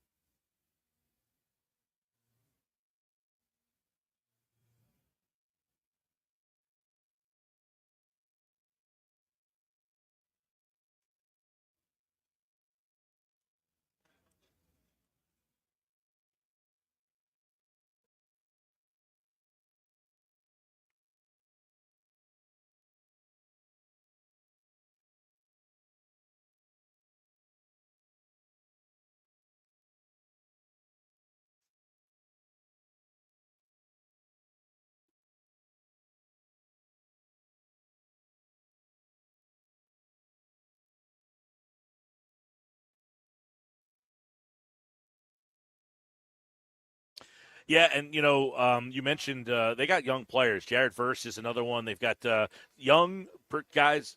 Yeah, they've got a couple of young guys on that defense that.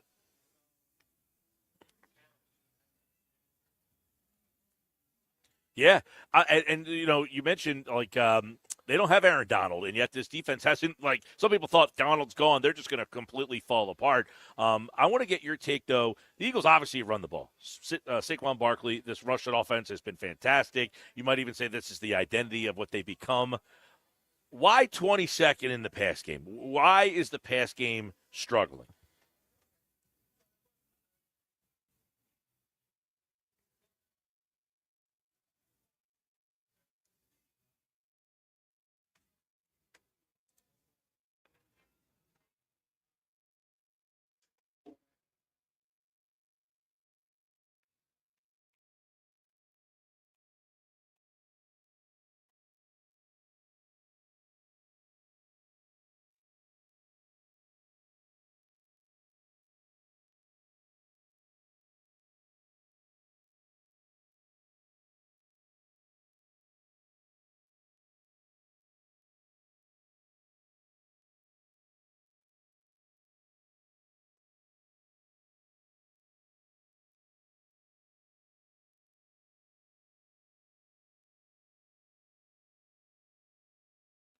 Yeah, it seems like they are. See if you agree or disagree. They're a big play passing game. They seem to hit the big play down the field. They're an explosive passing, but it's that the fluidity in the short game and the kind of the quick passing game that doesn't seem to be clicking still.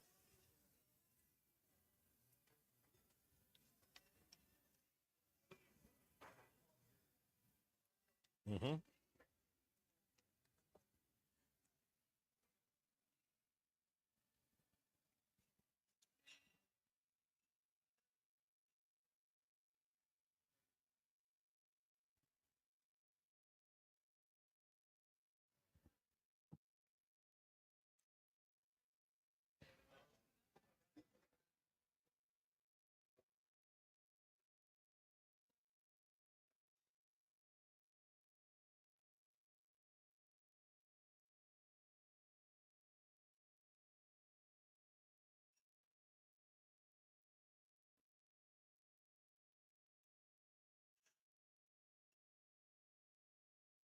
I love that, because, and by the way, they're going to see it on the other side on Sunday night with Puka Nakua, Cooper Kupp. Those are guys that catch it 6, 7, 8 yards down the field, kind of reverse spin their way up the field. You got to be able to tackle these guys because they are going to catch the ball in front of you.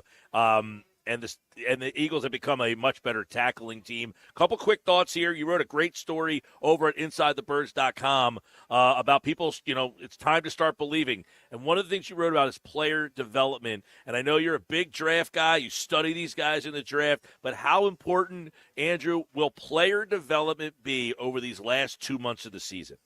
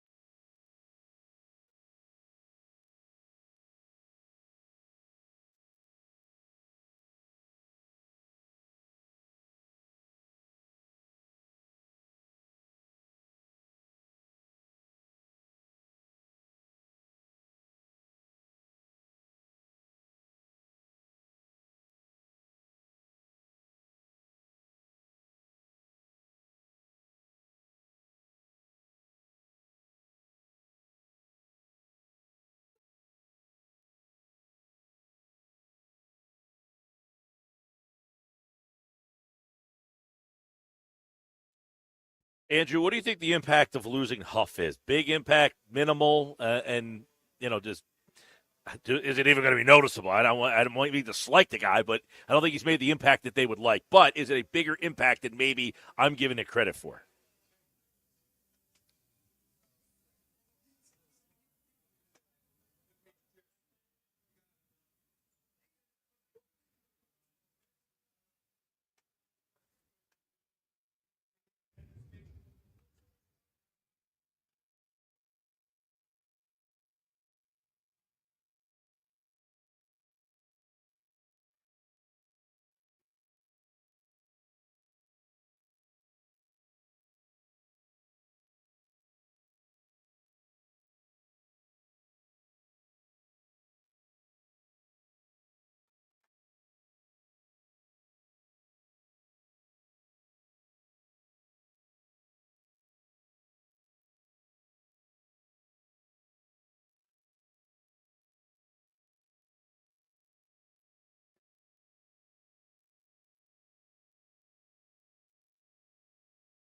Andrew DeCecco from InsideTheBirds.com.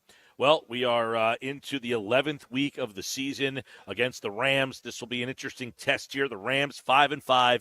They're in play in the West and the wild card. The Eagles in play in the East and the number one seed. You can listen to the game on 97.3 ESPN as both teams looking with playoff aspirations. Should be a fun one at SoFi, and you can check out Andrew DeCecco here on Football at 4 and InsideTheBirds.com. All right, buddy. I'll talk to you soon.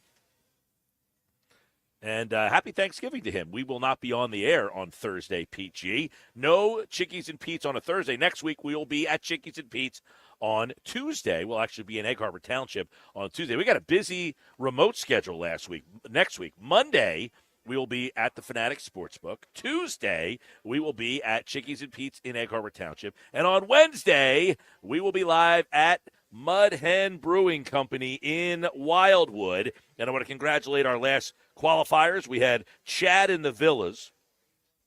And in the 2 o'clock hour, we had Matt in Egg Harbor Township. Those are our latest qualifiers for this year's 99 Bottles Party. So we'll keep it here for a couple more minutes. So that's back to back to back. We are on the road back to back to back. Is there a Joel Embiid joke in there somewhere? Or load we are playing back-to-backs, yes. Yes, we are playing the back-to-backs, and I'm actually working on Thanksgiving. I will be calling the Holy Spirit Atlantic City game. So I will be working back-to-back to back-to-back. And then Friday, you finally get to put your feet up. Finally, on a little Black Friday, watch a little football.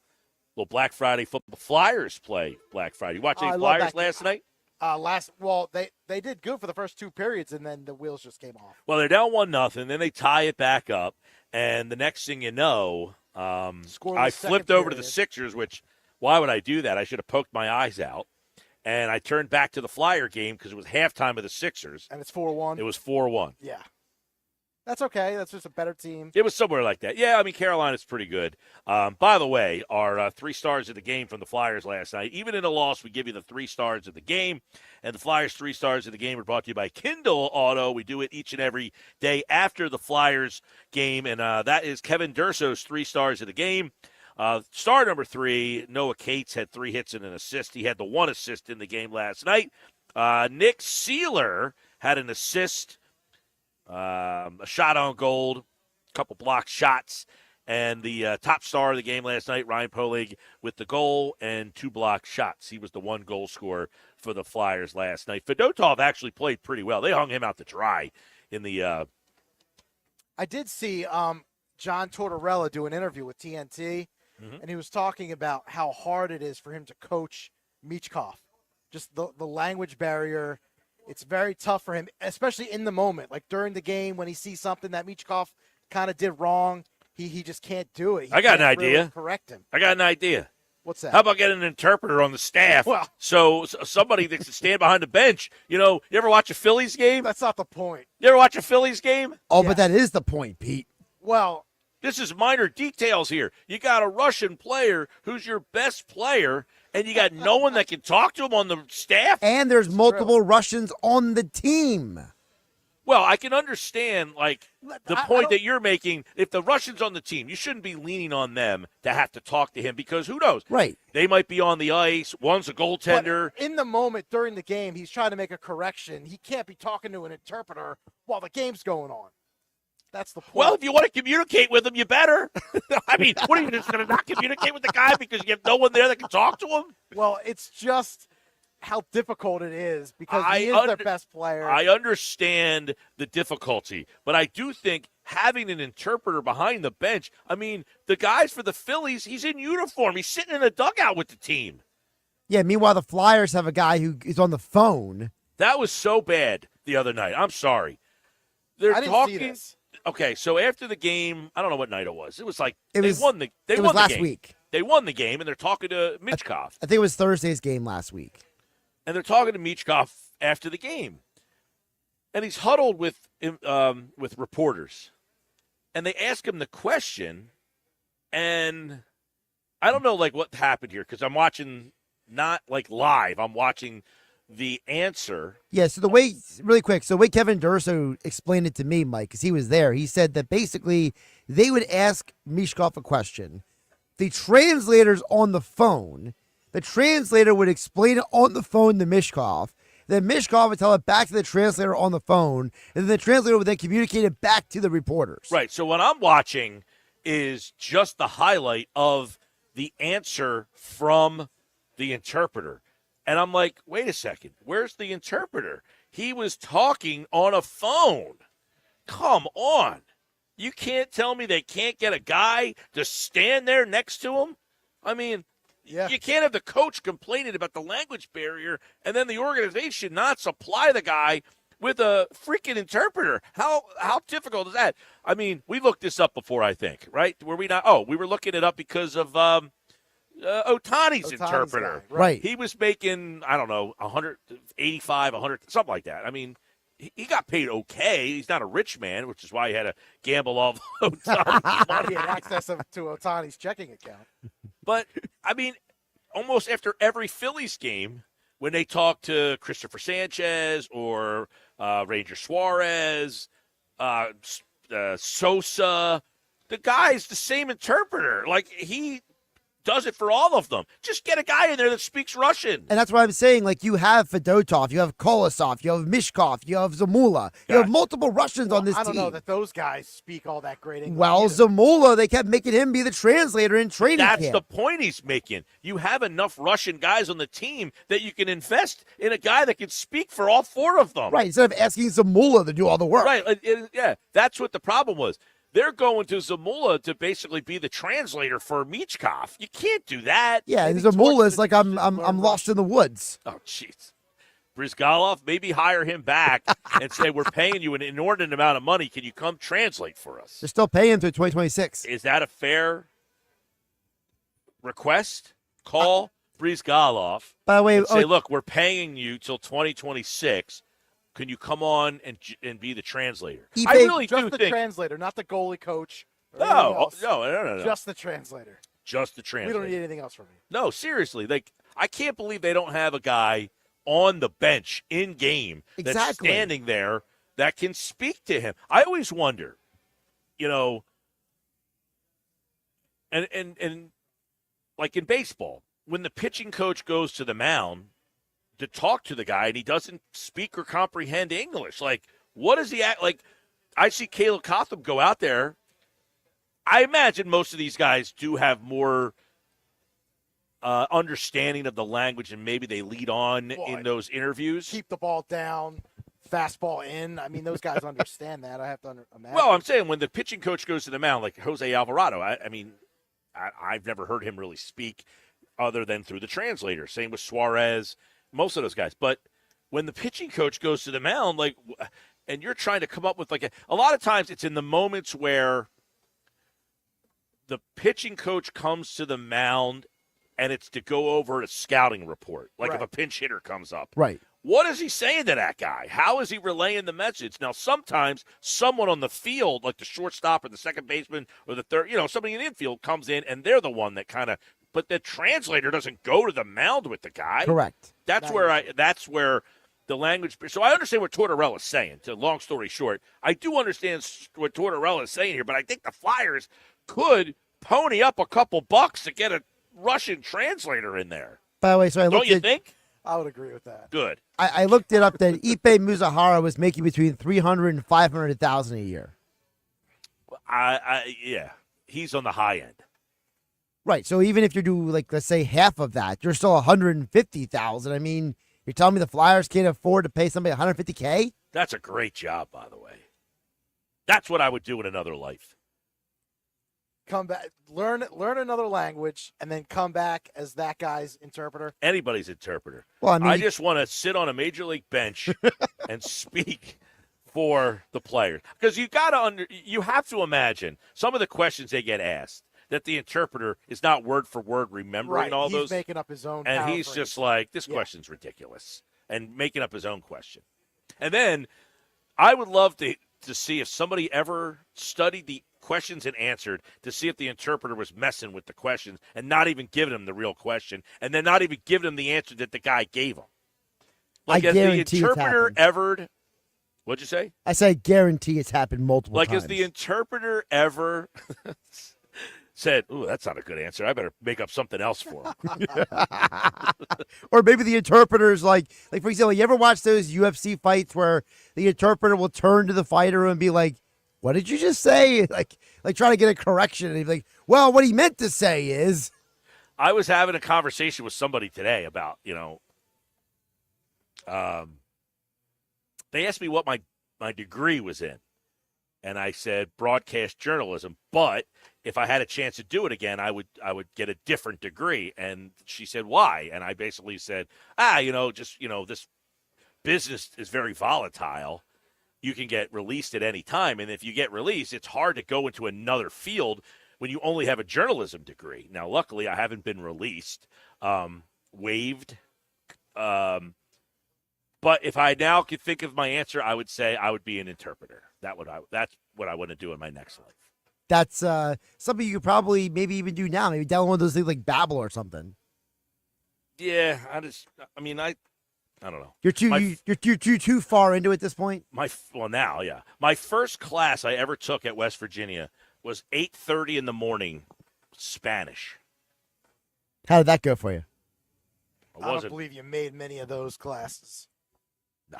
Maybe the first one and the last one. I was at the first one, and then the after last that, one. Right. I said, "This is not good." It's 8:30s for the Monday, Wednesday, Friday, 8:30 a.m. Spanish. Wow, you went it 3 days a week in college? Wow. Well, in college, the classes are either Monday, Wednesday, Friday, or Tuesday, Thursday, or you get the one lecture hall that's like a 2.5-hour lecture hall for one night a week, and that one really sucks. It's like, well, that one you can just never show up. Yeah, I'm just saying, but like there are like geology 101 in a lecture hall with like 250 people in it, and it's like, oh my God, you're there for like 2.5 hours on Thursday night at 6 o'clock.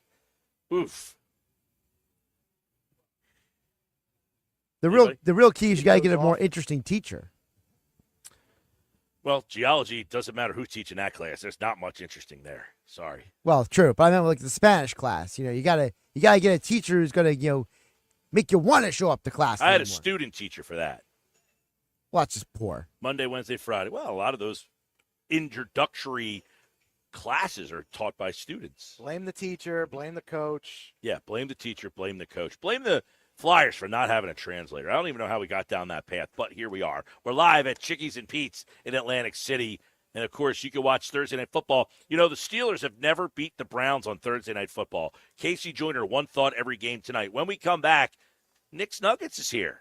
Nicky Earnshaw has another edition of the Nuggets here on the Sports Bash live on 97.3 ESPN, the 97.3 ESPN free mobile app, and live video streaming on the X platform and on YouTube at Mike Gill Show. You're listening to the Sports Bash with Mike Gill. And if you're not down with that, we got 2 words for you. On 97.3 ESPN and the 97.3 ESPN free mobile app. Broadleaf's Plumbing, Heating, and Air Conditioning has been your trusted source for generations, and they are ready to keep you warm all season long. Schedule your heater tune-up today, and if you're ready to upgrade your HVAC system, act now. 0% financing, up to $15,000 for 84 months for qualifying ACE customers with no money down, but only while funds last. So call Broadleaf today, your local factory-authorized Bryant dealer, for a free quote at 609-390-3907 or visit broadleaf.net. Bryant, whatever it takes. Paul's new drone startup just lost its most genius computer scientist. We just lost our best genius to some new genius who's got a genius new idea. I'm going to have to find a new genius, or two half geniuses, and fast. He needs a computer scientist that can keep his startup from falling down. I need Indeed. Indeed you do. When you sponsor a job on Indeed, it's easier for talented candidates to find it, which makes it easier for you to hire them. Visit Indeed.com/credit and get $75 towards your first sponsored job. Terms and conditions apply. Hi, it's Pete from Chickie and Pete's. Wrap up your workday with the all-new Chickies and Pete's Happy Hour with unbeatable specials weekdays from 4 to 6 p.m. Enjoy half-price orders of Chickies medium tender wings, one of our tasty and delicious pizzas, or an order of mouth-watering hot, cold, or fried shrimp. Plus $3 domestic bottled beers, $5 Tito's, and $6 seltzers. It's the all-new Happy Hour, weekdays 4 to 6 p.m., only at Chickies and Pete's. Hi, it's Pete from Chickie and Pete's. Now, for a limited time, it's buy one, get one free snow crab legs every Tuesday and Wednesday. Buy one, get one free, and enjoy the sweet, delicate flavor of snowy white crab meat. Pair it with one of our handcrafted cocktails like the Stoli Vanilla Creamsicle or the Bourbon Peach Sweet Tea. Top it off with Chickie and Pete's world famous crab fries. Buy one, get one free snow crab legs every Tuesday and Wednesday for a limited time. Restrictions apply only at Chickies and Pete's. Lowe's knows that to win the job, pros need the best prices. That's why only at Lowe's, MVP's Pro Rewards members can get a volume discount on eligible orders as low as $1,500 at the Pro Desk. That means you get the prices you need to start any job, small or large, because Lowe's knows pros. Valid in-store only. More terms and restrictions apply. Visit Lowe's.com/terms or Pro Desk for details. With GMF financing to qualify buyers excludes Traverse and Corvette excludes prior sales. For Black Friday, when the biggest Black Friday sale is going on now all month long at Bennett Chevrolet, where you can save up to 20% and more on your new vehicle. Because Bennett is selling new vehicles at $1,000 below, yes, $1,000 below the real GM supplier employee price. Plus, you keep all the rebates, saving you up to 20%. But of course, there's more with available 0% financing. Looking for you? Bennett's giving a minimum $10,000, a minimum 10 grand for your trade. No matter its condition, towards any pre-owned in stock. Imagine what you'll get for a good trade if Bennett's paying a minimum 10 grand for total junk. Bennett's deals are unbeatable during our Black Friday sales event, and there's never any hassles or sales pressure because our non-commissioned sales staff is paid on your satisfaction, not how much you spend. The best Black Friday sales going on now at Bennett Chevy, Egg Harbor Township, and BennettChevy.com. Together, let's drive. Finding the perfect gifts for everyone on your list takes time, and the holidays can get a little busy. So let Macy's help you get a jump on your shopping with our Black Friday sale happening right now. It's your chance to find the best deals on the best gifts before the holiday rush, like cozy puffers and coats and more of the season's best styles. So get your gifts at Macy's now, and when you're cool, calm, and collected during holiday crunch time, you'll have yourself and Macy's to thank. Savings off already reduced prices. Exclusions apply. This is the Town Square, New Jersey Info and Weather Network. Progressive Insurance presents the Sports Flash on 97.3 ESPN. NFL, the Eagles playing on Sunday night against the Los Angeles Rams at SoFi Stadium. The Eagles riding a 6-game win streak after last Thursday's win against Washington and now lead the NFC East with an 8-2 record. The Rams, they have won 4 of 5. They're 5-5 on the season. The Eagles offense putting up 26 points per game, and they're the number 1 rushing team in the NFL. NHL, the Flyers back in action Saturday, hosting the Chicago Chicago Blackhawks, it continues a 5-game homestand. Philadelphia has lost back-to-back games. Wednesday night, they fell to Carolina 4-1. Ryan Poehling scoring the only goal for the Flyers. Carolina putting up 3 in the third period to pull away. NBA, the Sixers hosting Brooklyn on Friday night, back from their 3-game road trip. Philadelphia has lost 5 straight. Wednesday night, they fell to Memphis 117-111. Joel Embiid, 35 points and 11 rebounds. I'm Tony Desiri, and that's your Sports Flash on 97.3 ESPN. New Jersey might be small, but there's a lot of wow packed into this little state. We got your down at the beach wows, your top of the mountain wows, your show-stopping wows, your cork-popping wows. New Jersey, it's one wow after another after another. Find your wow at visitnj.org. New Jersey, little state, lot of wow. From the Towns for New Jersey Info and Weather Network, I'm Chief Meteorologist Dan Zarrow. Roads might be damp through your evening commute, but that's our only weather concern at the moment. A shower is still possible tonight with a low temperature of 38 above freezing. Mostly cloudy tomorrow. One final push of showers expected in the afternoon and evening hours. High temperature only 45. Saturday, sun and clouds, so drying out, clearing out. There will be a cold wind, though. Saturday's high 51. Get weather 24/7 wherever you are. Download our free mobile app today. New Jersey is the Garden State. But did you know that one of the most important things we can farm is wind? Offshore wind provides clean, renewable energy. It creates jobs and drives economic growth. In fact, it's estimated that a single wind farm can create over 4,000 jobs and add more than $700 million to the state's economy. Offshore wind, propelling New Jersey's future. To learn more, visit nj.gov/offshore wind. You're listening to the Sports Bash with Mike Gill. Never thought this radio stunt would catch on so big. On 97.3 ESPN. 97.3 ESPN, the 97.3 ESPN free mobile app, live video streaming on the X platform and on YouTube at Mike Gill Show. Hashtag us, SB Live. We've got Nikki Nuggets here, Nikki Earnshaw. There's so many topics out there today. Is it like a 6-pack? I mean, Nuggets? I could. It could be a 6-pack of Nuggets if you want me to go that far. I don't know if we'll have time to get to every Nugget today. I mean, because, we got to start with the Sixers. I mean, they just feed me Nuggets every single day, Mike. Like this team, there's just so much to talk about because, Podcast P releases a new episode today. And, he said nothing in that podcast. Nah, he said a little bit. P gave you nothing. He gave us a little bit because we got to talk about it with Nugget number 1. In the podcast, he said the point of the meeting, right? It kind of got negated because of the leaks. And him and Reggie Jackson have been saying the same exact thing, right? That because of the leak, they're upset that it got out. And they don't know how it got out. Nobody knows how this got out. Someone had to have leaked it to Shams Charania. And that'll be the mystery. But, the players had this meeting in good faith. They talked about how essentially this is something normal in the NBA. Podcast P's been through meetings like this before. It's relatively normal, but this got out to the press and it's become way bigger than it should have been. And now you have, an episode of Podcast P come out with Reggie Jackson talking about this. But I think what stood out to me was one comment regarding Jared McCain and Paul George brought up saying McCain cannot be their most consistent player. And, Paul George now gets hurt last night. He hyperextends that knee once again. So they're not getting that kind of consistency out of anyone. And Paul George can't be on the floor. So I don't know where you go from here. The episode, it is what it is at this point. Well, no, of course. Players' meetings happen in sports all the time. I mean, we heard so many people, this happens all the time. I mean, everybody acknowledges that. I do agree. Embiid saying, the fact that it got out, that's crap. I mean, he used a 4-letter expletive that I'm not allowed to use on the radio here. But he's not happy about it. And if you're on that team, you shouldn't be happy about it. So, I mean, I don't know. Are you trying to narrow down who said it? Right. Someone has a vendetta against Embiid or an agenda. Embiid, though, here's the problem. Embiid is mad because they're calling him out. Yes.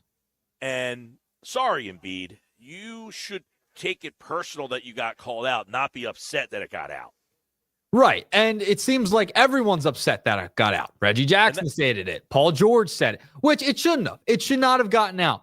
But Embiid needs to take that criticism and grow from that. That's what needs to happen. But here's the thing. He's not going. If he's not going to because he's taking it the wrong way. Yeah. He's mad that it got out. He's not mad or he's not looking at it and saying, man, they're calling me out. He's mad that it got out. Is he embarrassed by the fact that it got out? Because he said, well, I was late once or twice when I wasn't playing. It's not like something that's perpetual here. So he's trying to make it like they are making it seem like I'm always late, and that's not the case. But fine, I'm Joel Embiid. I'm an easy target. Just blame me. I can take it. That's what he's saying. When he can't obviously take it. But his point is, who said this? Because now it's almost like, I can't play with that guy or I can't trust that guy. So, and I'm not saying I have no idea who it was, but I mean, obviously Embiid probably thinks, okay, Shams Charania put this out there. Who's connected to that guy? Well, Maxey is one guy who's Nick connected Nurse. to Shams. Nick Nurse is too. I mean, Clutch is he's represented by Clutch. Nick Nurse is represented by Clutch. That's another name out there. I'm just saying. That's another name. No, I was going to say. So then,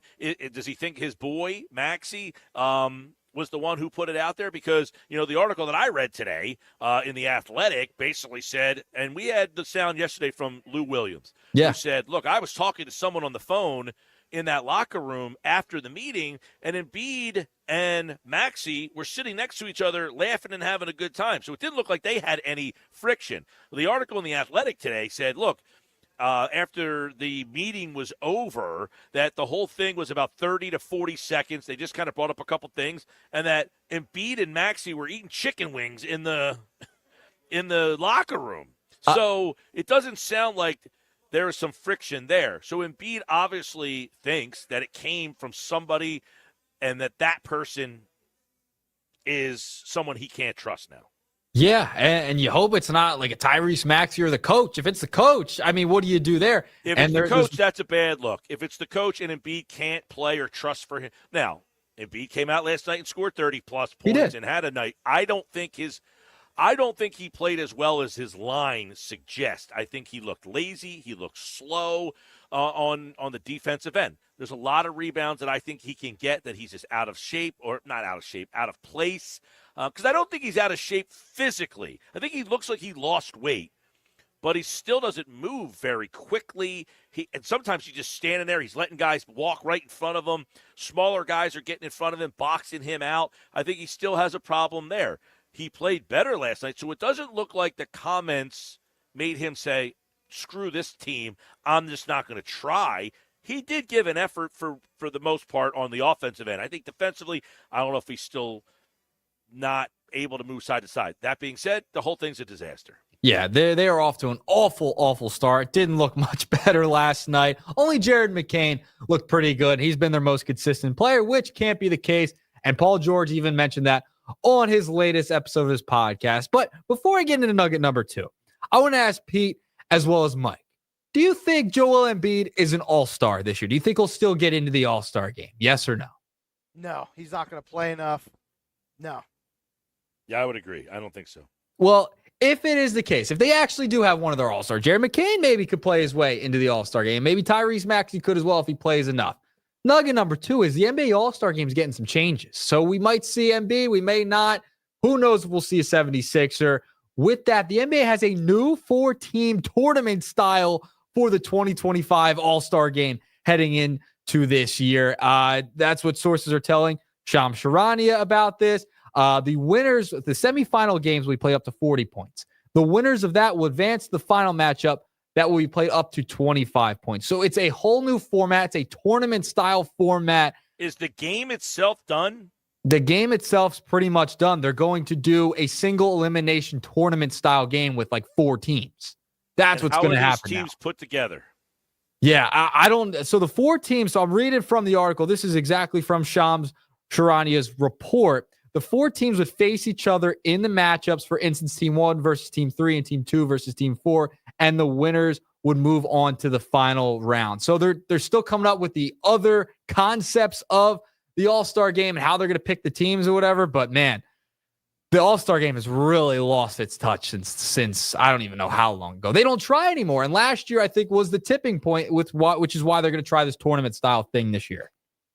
All right. I mean, I haven't watched the All-Star game in a while. I don't think I'll watch this. Good for them for trying to do something with it. I'm interested to see, how they're going to put these 4 teams together. I thought one of the teams, wasn't it, is it 3-on-3?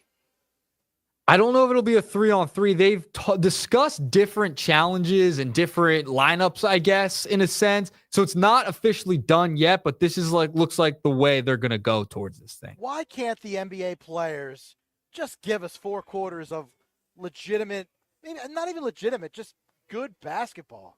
Why do we have to do all these changes? I blame the players. Oh, 1,000%. They just can't give the fans 4 quarters of legitimate basketball. I can't remember the last time I watched the All-Star game. I really don't. Now, I listen. I used to love too much money to not do that. I used to love the All-Star game. It used to be a fun event to watch. It used to be entertaining because it was the best players in the world. They were throwing alley-oops. They were actually trying. I think we're just reaching here at this point. I mean, just to have some type of relevancy. You have the NBA Cup. That's a tournament. Now we're making the All-Star game a tournament. Is everything just going to be a tournament with the NBA now to try and draw in viewers? Because they're losing viewership this season. I don't know what else they could do at this point. It's literally what Pete said. The players have to try. The All-Star game across all leagues has essentially been ruined, and no one cares anymore because they're either afraid to get hurt or they're not being paid enough or whatever it is, whatever the case may be. The interesting thing, too, is the NBA ratings are down 4% on TNT, but they're down 28% on ESPN. So that's an interesting number to me. The product isn't good. It's not a good product. And I said I was going to tweet this out last night. In a NBA, I love basketball. I love the NBA. I love watching. I'll watch Denver play Memphis. I'll watch, the Clippers play Minnesota. So I'm the guy that will watch you play. The product is so bad right now, and the Sixers are the worst of a bad product to watch. They are painful to watch, and the NBA product, and this has come from someone who loves the game. I love basketball. I'll watch everybody. The game stinks. This AAU has destroyed sports across, but the NBA the most. This AAU culture of the NBA, it's a awful, awful game. So they should be proud of what they've done to what was once a great game. Yeah, it's unfortunate. I mean, the product is not the same, and it's very telling in the All-Star game. I mean, you've seen it over the past couple of years, and now it's been a few years now where it's expanded throughout the regular season, right? It seems like the regular season doesn't even matter. It's just 3 back and forth, foul, 3-point shot. I mean, the AAU culture has been brutal. And the officiating takes the joy out of the game. And I said last night, how do these players have any joy in playing this game when they have to deal with this? I mean, these officials are so bad that I can understand how the joy gets ripped away from you if you're one of these players, having to deal with these guys who, quite frankly, are completely in over their head in trying to call this game. I understand it's not an easy game to call, but they're so bad at it. They are so bad. And the joy from the players, I can understand how they just have it ripped right out of their chest, having to work with those guys every single night.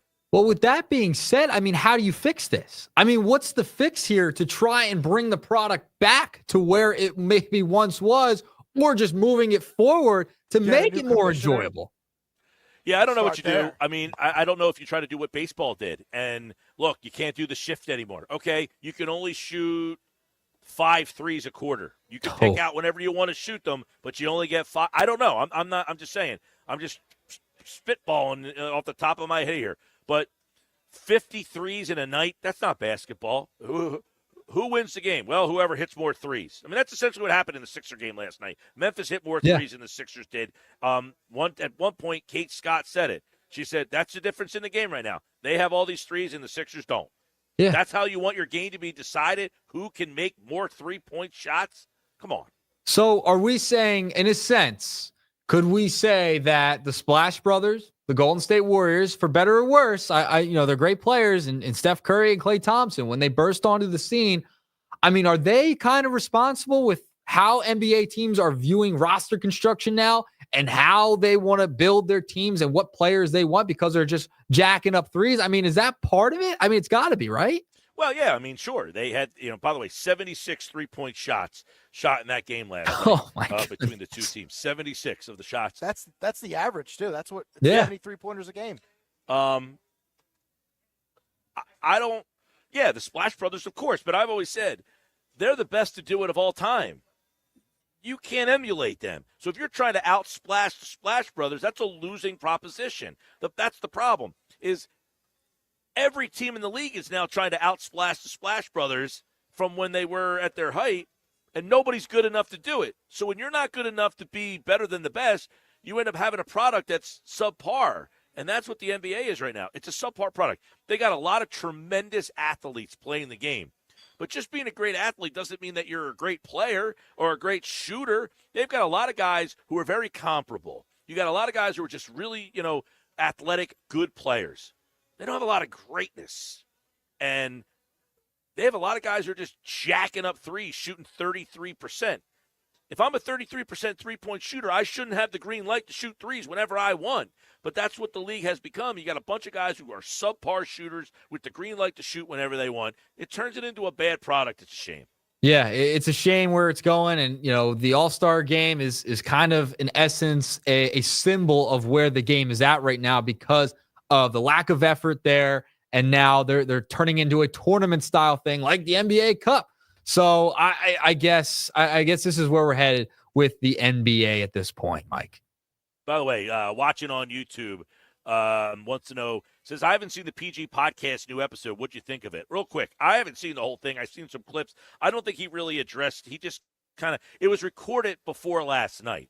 So he didn't talk a whole heck of a lot about what happened last night. He just basically said, it's not crazy to have a meeting. We needed to have it, and what was said, and it needed to be said. He wasn't contentious or didn't give any indication of somebody being a rat or anything like that. Yeah, I mean, they were essentially, him and Reggie Jackson were upset with the leak that came out based upon the meeting. It kind of negated the point of the meeting for the most part. It happens all the time in the NBA.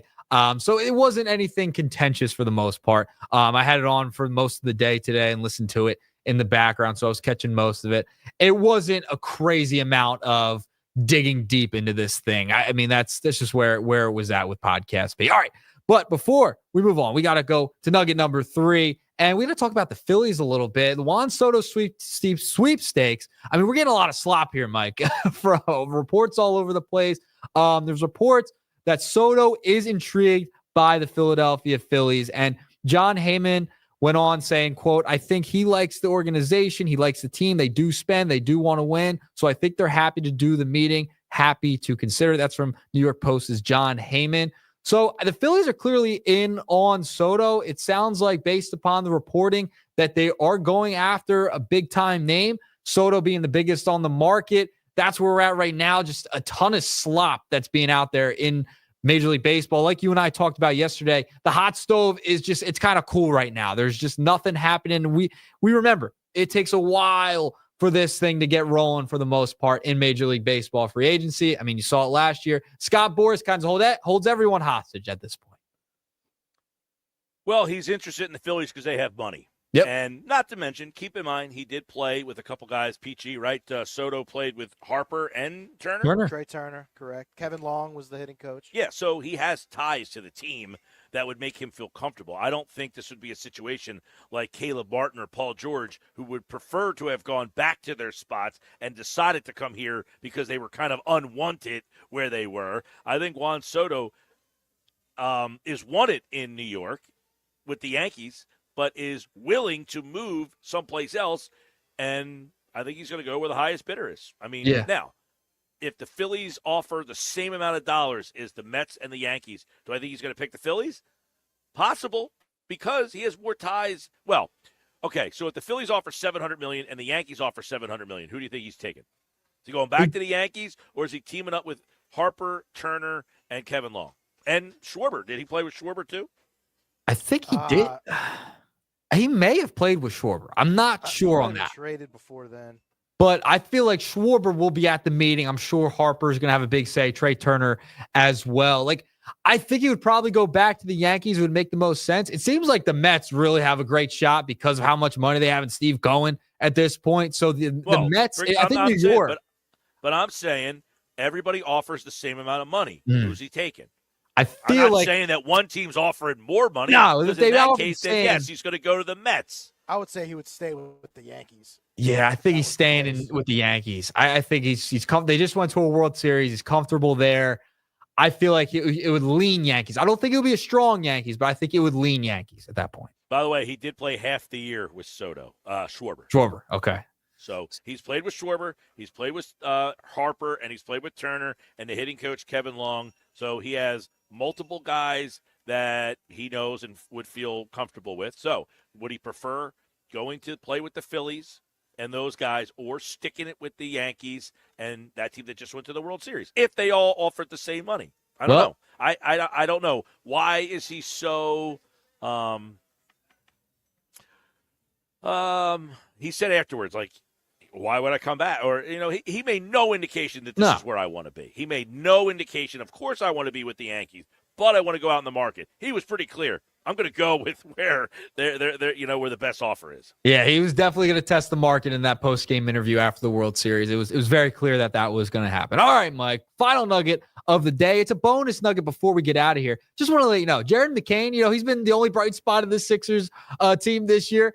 If you're interested, in 2K, he's jumped 10 points from a 73 overall to 83 overall in the video game. So in today's video game world, they can pump your your numbers up. Oh yeah, they pumped it up. Highest by a rookie, I think, ever, almost. NFL once a week. Wow. Yeah, 10 That's funny because points. yesterday we were talking about how when I was in college, I would get the Madden game and then lock myself into my room for like a month and make all the trades and update all the rosters, and you don't have to do that anymore. They're cloning sheep now, man.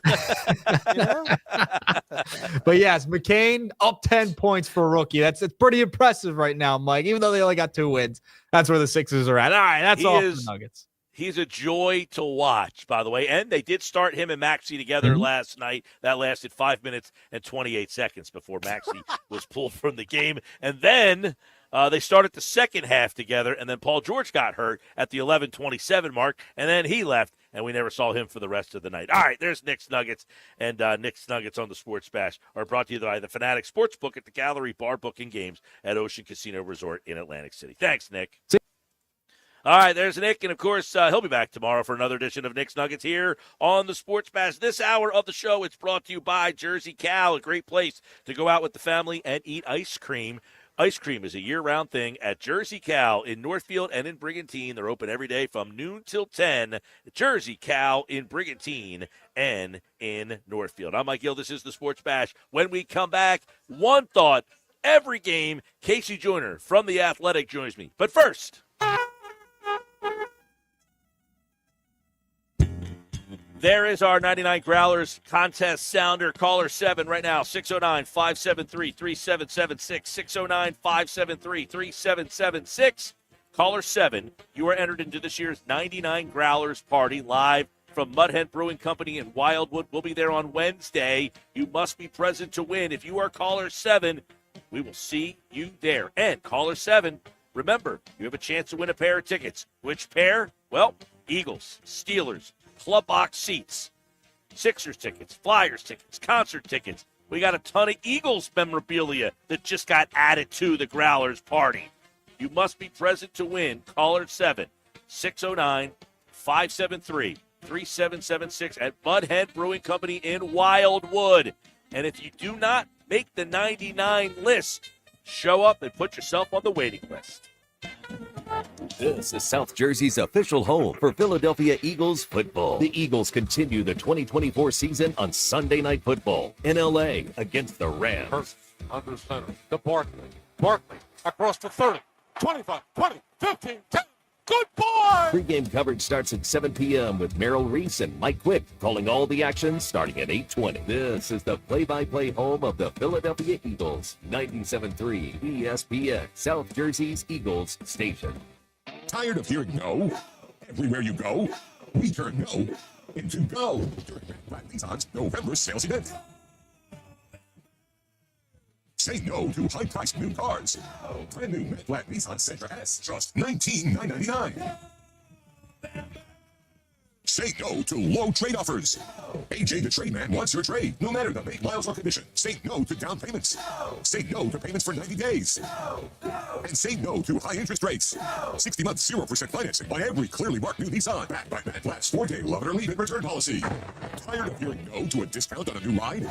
New 25 Sentra S, under 20 grand. Oh yeah, it's on at Matt Black Nissan. Approved Tier 1 credit for NEMAC. Negative equity refinance. VIN number SY231649. MSRP 22,730 plus tax tag at $689.8. Offers can't be combined. 0% for 60 months. Call 877-289-6670 or go to MattBlackNissan.com for complete details. Offer ends 12/5/24. It's on at Matt Black Nissan on the Black Horse Pike. Egg Harbor Township. Time to work on your gift list with Black Friday deals at the Home Depot. Right now, get a select tool from top brands like Ryobi and Milwaukee for free when you buy a select battery kit. Choose from reciprocating saws, multi-tools, sanders, and more. Whether you're stocking up on power for your personal workshop or grabbing the perfect gift for someone else's. Get Black Friday tool deals delivered from the Home Depot. Limit 1 per transaction. Exclusions apply. Full eligible tool list in-store and online. It's hurricane season. Are you prepared? Don't get left in the dark. Calvi Electric, a certified Generac dealer, has you covered. From installation to maintenance, they're your go-to experts for Generac generators, ensuring your home stays powered through any storm. A Generac home standby generator will automatically restore power to your home during an outage, so your life goes on uninterrupted. Put your trust in Calvi Electric, the premier electrical contractor serving South Jersey for over 115 years. Visit calvielectric.com today or call 609-345-0151. I got a line. He got a line. She got a line. We got 4 lines. Cricket Nation. Q finger guns. Really easy. Super stress-free. 5G so fast. Like blazing fast. Games and memes. You'll have a blast. You can get past 5G across 4 lines. You can get past 5G across 4 lines. As we discuss, take it from us. We 4 are 1. Cricket Nation. And only $25 a line. Welcome to more lines. Welcome to Cricket Nation. Smile. You're on Cricket. Cricket 5G requires a compatible device and is not available everywhere. Discount varies by line. Fees may apply. Terms and restrictions apply. See cricketwireless.com for details. Something is happening here.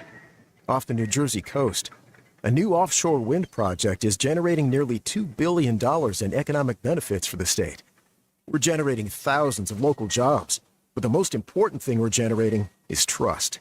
Look closer at Atlantic Shore's offshore wind, and you'll see that we're generating a clean energy future with a team that values safety, the environment, science, and a commitment to being a good neighbor.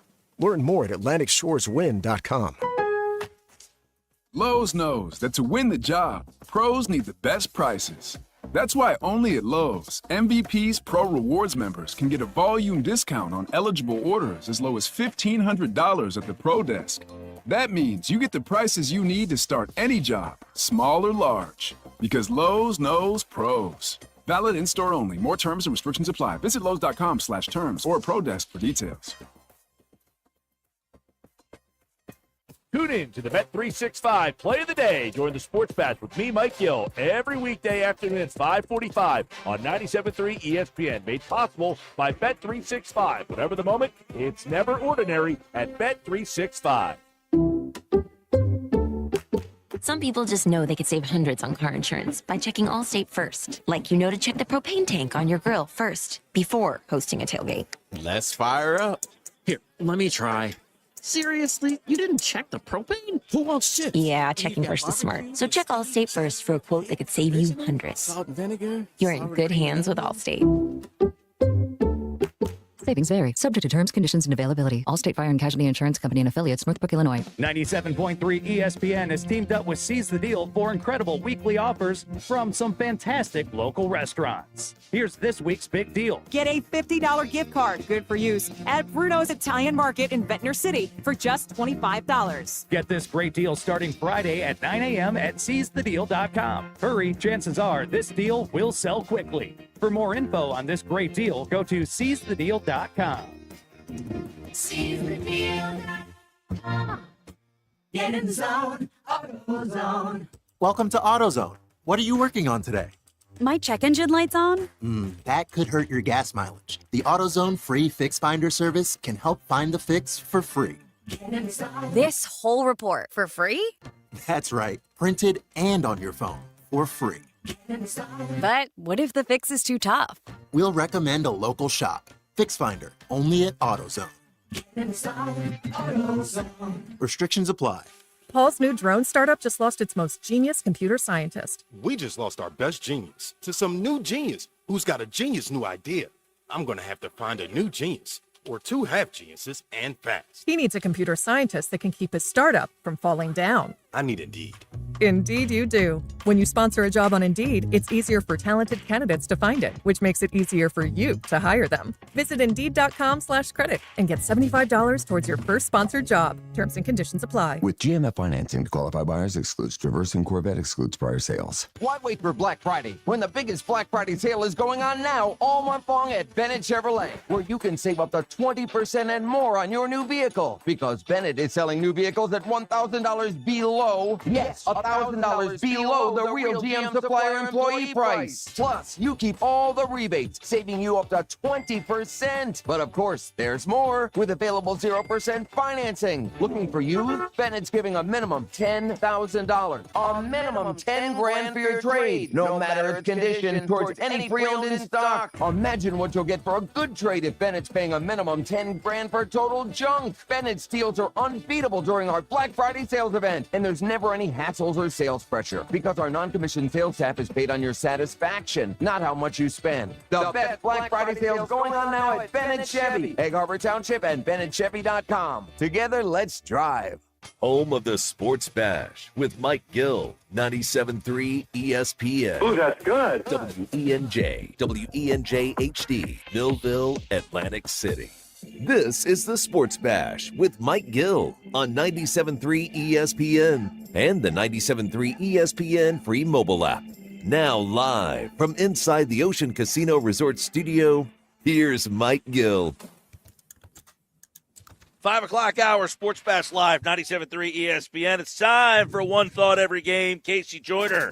He's brought to you by Elite Acura. Score incredible savings all month long. Elite Acura on Route 73, Maple Shade, or EliteAcura.com. We'll look at One Thought Every Game with Casey Joyner in a minute. But first, let's get some of his takes on the Eagles-Rams matchup. The Rams have won 4 out of 5. The Eagles, of course, they've got their own win streak going here. So how will it all shake out? Let's talk to the man, Casey Joyner from The Athletic, who gives us the matchups to watch in this one. And, Casey, I want to go right to the hot one right now.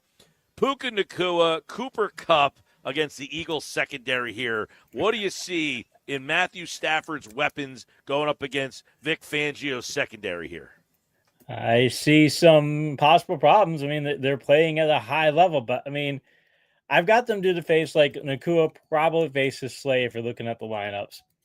And Slay, over the past 3 games, he's played in 3 of the past 4 games. He's allowing 5.4 yards per target. He's allowing a 62.3 passer rating, only 45.5% completion rate. Okay, I think he can slow Nacua down. And then you got Cooper versus Cooper versus Cooper, as it were. And I mean, 5.3 yards per target, only 8.1 yards per completion, 78.5 passer rating. He's the one who's getting thrown out more frequently, so they're probably going to go to Kupp a lot more often. But I'm looking at this going, okay, if you're the Rams, I mean, this is the way to go. You don't want to try and run against the Eagles' run defense because they're very good. There is not every player except for one in the Eagles secondary rates as a red-rated player. So if I'm the Rams, I'm like, okay, you better not think that you're going to get you're going to have production here all game long because these are guys that can slow you down. If you're the Rams, you're going to have to get really creative because you can't win this matchup-wise. Yeah, you take a look at the passing game for the Rams. They also have Kyron Williams. So when you look at them and their ability to run the football against the Eagles defense, I think right now the Eagles defense, number 1 rated in the league. They're good against the pass so far. How are they against this running attack? They're good. And the last, I measure things a lot by a fantasy points per game perspective, just as a good rule of thumb. And the Eagles are 9th in fantasy points allowed per game on planned rushing plays over the past 4 weeks. So they're doing very well. And it's one of those things where you look at them on tape too, and it's just they fit well. They win their blocks. They're a good. They've done pretty good tackling. Again, I've complained about it a couple times this year because there've been times where they're but they've been done really well there. They're very disciplined. And the thing I like about their Eagles run defense, and this is what makes it tough for the Rams, The Eagles don't try to do things they're not supposed to do. Your players, if they know that this is their job, that's what they're going to try and do. They don't try and do somebody else's job. They're trying to do their job. And the Rams try and do a lot of things. They're very creative offenses. Shanahan or McVay's a lot, that whole Shanahan bit of, hey, you need to move things around. You need to threaten the defense in various areas. They can do that. But when you're the Eagles, you stay put where you're supposed to be, and your players are supposed to be where they're supposed to be, and you're not going to get caught out of your lanes. It makes it a lot tougher. So, and I wonder. I don't think McVay, if he gets a solid rushing attack, I don't know if he'll be as patient with his rushing attack as the Eagles will be, and that could be an advantage for Philadelphia. All right, let's take a look at Philadelphia and what they're looking at on the defensive side of the ball. Start with Saquon Barkley. They're the number one rush team in the league. When you hand the ball off to Barkley, the Eagles' offensive line, what are they up against? They're up against the Rams defense. It's fifth in fantasy points allowed on playing rushing plays over the past 4 weeks. I mean, they're doing really well. Like 3.1 yards per rush and 1 rush touchdown. I mean, this is a team that does very well rushing the ball as well. I'm looking at it saying, okay, I want to use Barkley. I do. And with the offensive line, if you get any kind of blocking for them, if you get good blocking, Barkley can break things off. So I'm not really worried about Barkley being able to get some production. But I just want to make sure that the Rams don't try and help their secondary, because their secondary metrics are nowhere near as good as their rush defense metrics. And I think that's where the Eagles have a really big advantage, is in throwing the ball. Yeah, and then, of course, when they throw the ball, you got Brown, you got Smith, who's got the hamstring issue. But is this the weakness of the Rams, that secondary? Yeah, you hope Smith is going to be healthy this week, because Darius Williams would be his coverage target. Over the past 4 games, Darius Williams, 16 targets, 14 completions. That's 87.5% completion rate, 12.4 yards per completion, 10.8 yards per target, 132.6 passer rating. Those are some bad numbers. That's, if you're the Rams, that's a guy you want to protect very much. And Durant, the guy on the other side, he's done really well. He's done really well comparatively speaking from a fantasy perspective, but he's still like 9.7 yards per target. So look at him going, okay, we could beat him as well. I'd really like to see them go after the Rams.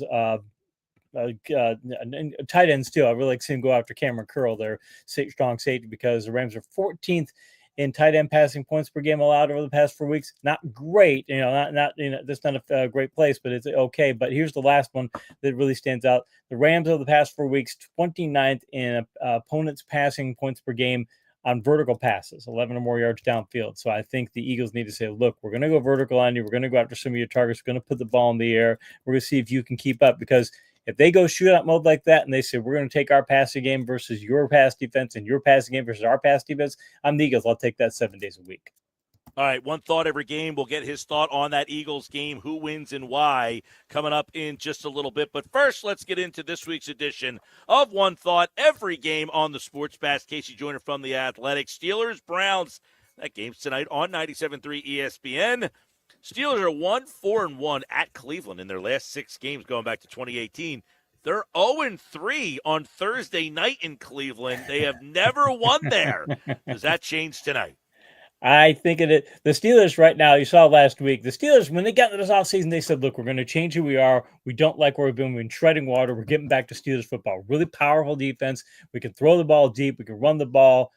Got all those formulas right now. Look what they did last week. They slowed down Baltimore. I mean, an offense was looking one of the best in NFL history, and they really slowed them down. They got a 2-headed rushing attack. They can go vertical. I like all those elements. And Cleveland right now, their passing game is solid, but not that great, and the running game is non-existent. So I think the Steelers want to win this game to reestablish that, hey, we dominate the Browns. We don't have to worry about the Browns at our schedule. There's supposed to be 2 wins for us. I think they're going to really drive that point home tonight.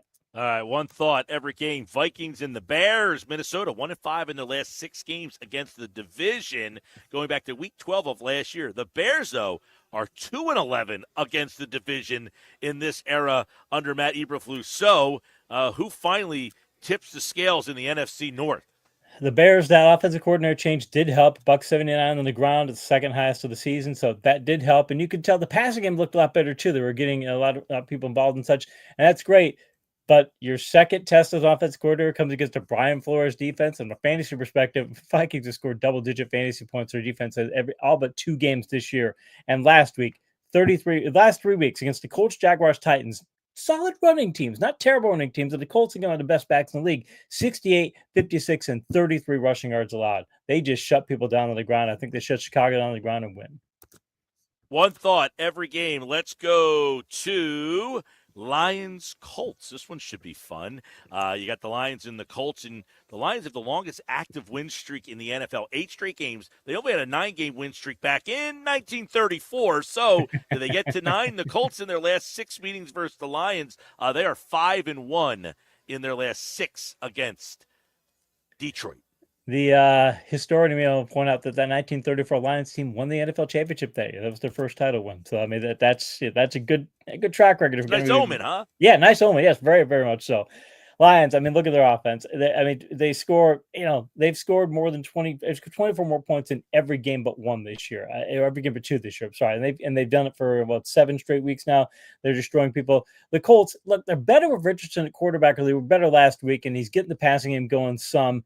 But, I mean, they've allowed 57 points the last 2 weeks. Yeah, it was 30 to the Bills, but 27 to the Jets. You're going to have 27 to the Jets. What are you going to do against the Lions? I don't think they slow the Lions down. All Lions post another 30-plus point game and win easily. All right, one thought every game. Let's go to interdivision game. AFC East, Patriots, Dolphins. Pats are 1-7 in their last 8 games against Miami. They've lost 3 straight. 4 losses against Miami on the road. Tua never lost against the Patriots. Yeah, and the Patriots, they didn't have tank their season after their coach called them soft, and they played better. You got to give them credit, and they look like a developmental team. They need a lot of help, but there's a lot of places they can improve and they can move ahead with this. But right now, the Dolphins are developing right now. They put up last week. They put up 271 net passing yards, second highest total of the season, and didn't get much out of Hill or Waddle. They can get more out of Hill and they can get more out of Waddle in this matchup. And I think their running game could also get going against the Patriots defense that's not that good. So I'm thinking the Dolphins by a comfortable margin.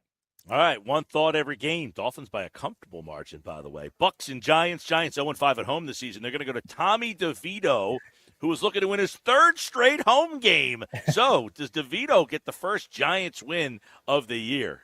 At home. Yeah, at home, yeah. Cutlets, I understand why they make the change, and I mean, this was a Giants player was quoted as saying, "Yeah, why they asked, well, why did they make the move? Well, it was money, of course. That's why they did. If you're making personal moves for money, I understand why you do it. I get it, but the locker room understands that. Okay, we're looking forward to next year. The Bucks, they'll probably get Mike Evans back. I mean, they've been able to have a good passing, or at least somewhat productive passing game. Last week wasn't that, but overall they've been somewhat productive without him out. Now they've got Otten. Now they've got Evans. They could shift some of the other receivers down to be secondary players and things that really helps them out.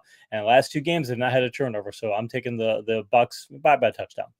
All right, one thought every game. Let's go to the NFC East. You can listen to this game on 97.3 ESPN. Cowboys and Commanders. Cowboys 5-1 in their last 6 games against Washington. They've outscored them by almost 18 points. And by the way, in the Commanders' last 2 games, both losses, Jaden Daniels only ran for 23 yards combined. So are people figuring out the Commanders, or can Dallas figure out the Commanders? Here's the thing. Washington, the passing game hasn't been as good of late, and you said the rushing game hasn't been as good of late, and the Cowboys secondary has played much better of late. They really have. I'm looking at their numbers for this week's start-sit charts, and they were, wow, this is not bad. This is an improvement over where they were. Here's the thing. What team can run the ball better? Last 5 games, Cowboys, 184, 223, 100, $187, 141. That's what they've allowed. That's a lot of yards. Last 4 games for Washington, 202, 164, 140, 228. I look at those rosters and go, okay, Rico Dowdle, Ezekiel Elliott, and then I go Brian Robinson Jr., Austin Eckler. I'll take Robinson Jr., Austin Eckler. If that's the matchup there, plus, obviously what they can do with Daniels in the running game, I'll take that over what the Cowboys have, so I'll take Washington. All right, one thought every game. Let's go to Chiefs-Panthers. By the way, the Chiefs coming off the first loss of the season. They have not lost back-to-back games. They've only lost back-to-back games 4 times with Patrick Mahomes as the starter. By the way, Carolina's coming off back-to-back wins with another win. That would tie the team's longest win streak over 5 years. Can they make the Chiefs lose back-to-back? If the Chiefs had lost, or the Chiefs had won last week, this might be a game where they maybe look ahead and go, okay, this is the ultimate trap game and such. I think after last week's loss, it kind of shakes them up. And mind you, last week's loss, I think said more about how good Buffalo is than what Kansas City is. Because I never thought Kansas City was this dominant team. You look at a metric and go, okay, you guys are fortunate to be 9-0, and you can't count on fortune playing out over a whole season. You're not going to go undefeated more than likely. So the idea that Kansas City's not a dominant team, but they're still a very good team, and I think they're going to be awake for this matchup. And the Panthers, I like going a lot with them, but last week they put up a $188 against the Giants, but they hadn't rushed for 100 yards before that since week 6, and the Chiefs have a really good run defense. I'll take Kansas City. All right, one thought every game. Let's go Texans-Titans. Texans 3 straight wins against the Titans, their longest win streak since the Texans won 5 straight times from 2014 to 2016. When you take a look at the Titans here, it is a possible third 2-9 start for them since the franchise moved to Tennessee. They're in the midst of a miserable season down there. Yeah, it is miserable. And look at their quarterback play. And Levis is playing better, but again, relatively speaking, it's not very good. And they rushed for 33 yards last week. I mean, their run game is just that's atrocious. And mind you, Houston allowed 64 rushing yards against Dallas. I don't think Tennessee's run game gets going. By the way, Tennessee's got Spears, their backup running back, is also banged up down a few places this week. If he's out, then okay, now that hurts your running game even more. And Houston, they didn't get much of Nico Collins last week. Look like he was shaking off some rust and things. I think they get him going. The Titans secondary is really good, but it won't take many big plays for Houston to be able to outpace that Titans offense. I'll take Texans. All right, one thought every game. Broncos, Raiders, little division AFC East. Broncos, 51% chance to make the playoffs. If they win, that goes to 62%. The Raiders have lost 6 straight, a streak that started in week 5 against Denver. This is finally, by the way, Bo Nix is rostered in nearly 80% of fantasy leagues. I cannot understand it. The guy's been dominant in fantasy for a while. And mind you, on the field, he measures metrics in a variety of ways. Like, oh, wow, he's good at vertical passes. He's good at short passes. He's protecting the ball. He can run it. It's like, wow, this guy's a really good quarterback. And the Broncos' run defense allowed fewer than 100 rushing yards in 4 of the past 5 games. They're not turning the ball over. They're doing all kinds of things well. And mind you, he's doing this with the receiving core that they have. Can you imagine if you give him good receivers? I think Cortland Sutton, you give him somebody else. They've got some no names behind him and things. It says something, but I like the Broncos to make the playoffs. I think a percentage there, I would take it if I was a betting man. I'd take, they would definitely make the playoffs. And the Raiders, they're punching the clock right now, so I'll take Denver. The Raiders have a 20% chance to land in the top 5 in the draft, by the way.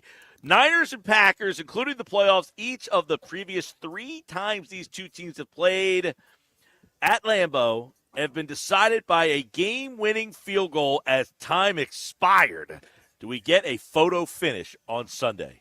We could. The thing is, San Francisco, McCaffrey's looked good, but he's not looked like Christian McCaffrey. He's not looked like, okay, the game breaker, the guy who could just wreck a game, who could just, can dominate. He hasn't looked that good. He's looked good, but he hasn't looked that good. Don't know if maybe, okay, hey, he's still battling rust. Maybe he's not the player he was before. Don't know. But here's the thing. The Packers gave up 179 rushing yards last week to the Bears. I think the Niners are going to look at that and say, look, we need to get McCaffrey going. We've got other players, too. We got some big players in the pass game. We need to get him going. I think that they can do that. And I think that they've got some other weaknesses. Their running game is good, about as good as it should be. They turn the ball over too much. They have some other mistakes and things. I think it's going to be a really close game, but I think McCaffrey, if he hits full speed like I think he can in this matchup, that's a difference maker. I'll take the Niners. One thought, every game, Cardinals and Seahawks. Cardinals 4-game win streak, longest since winning 7 in a row back in 2021. The Seahawks are on a 5-game win streak against Arizona. It's the longest win streak in that series. This division, very tight, and this is a big one.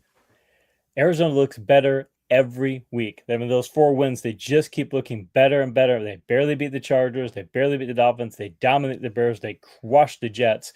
Their run defense is really good.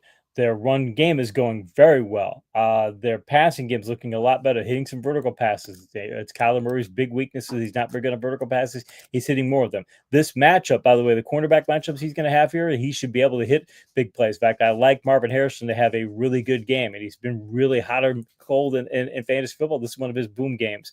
I like him from that perspective, and I think when you hit those big plays, I don't think Seattle's trending in the wrong direction. Arizona's trending in the right direction. I think they add that to the big plays. I think Arizona gets the road win, which is kind of a surprise. You wouldn't expect that, but I think they're going to do it. All right, that one a lot of fun. Of course, the Eagles and Rams are on the Sunday night, so let's go to Monday night, Ravens and Chargers. You can listen to the game on 97.3 ESPN. It's the third meeting between John and his brother Jim.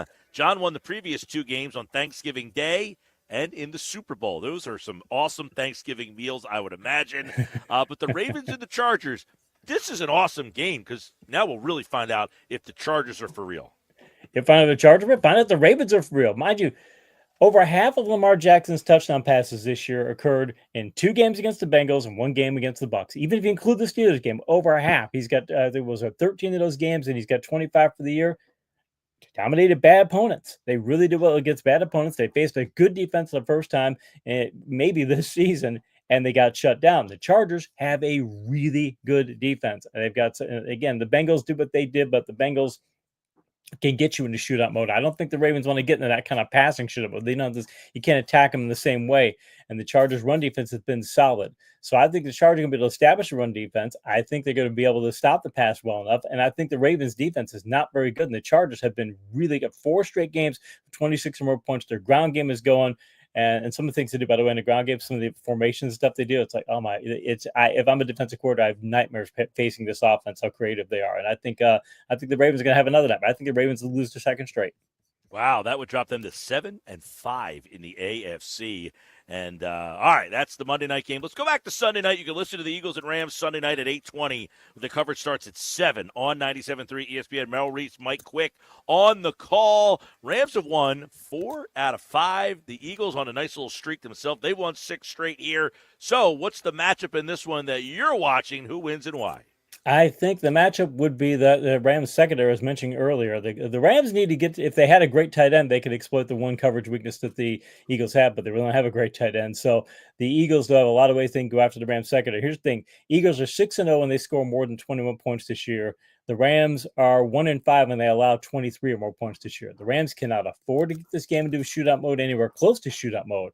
I think the Eagles can turn it into, if not a full-fledged shootout, they can turn it into a higher scoring game. The Rams need to make sure the Eagles don't score a lot. And, if the Rams let the Eagles get to 24, I don't think the Rams could win this game. I'm looking at the Rams defense going, I just don't see a lot of ways that they can keep the Eagles from getting to 24 unless, crazy turnovers, things of that nature. I'm playing percentages. I'm playing the Eagles to get there. So I think the Eagles are going to, tough to go on the road across the country and get a win like that. But I think the Eagles have the defense, the run game, and the passing game that can do it. So I'll take Philadelphia.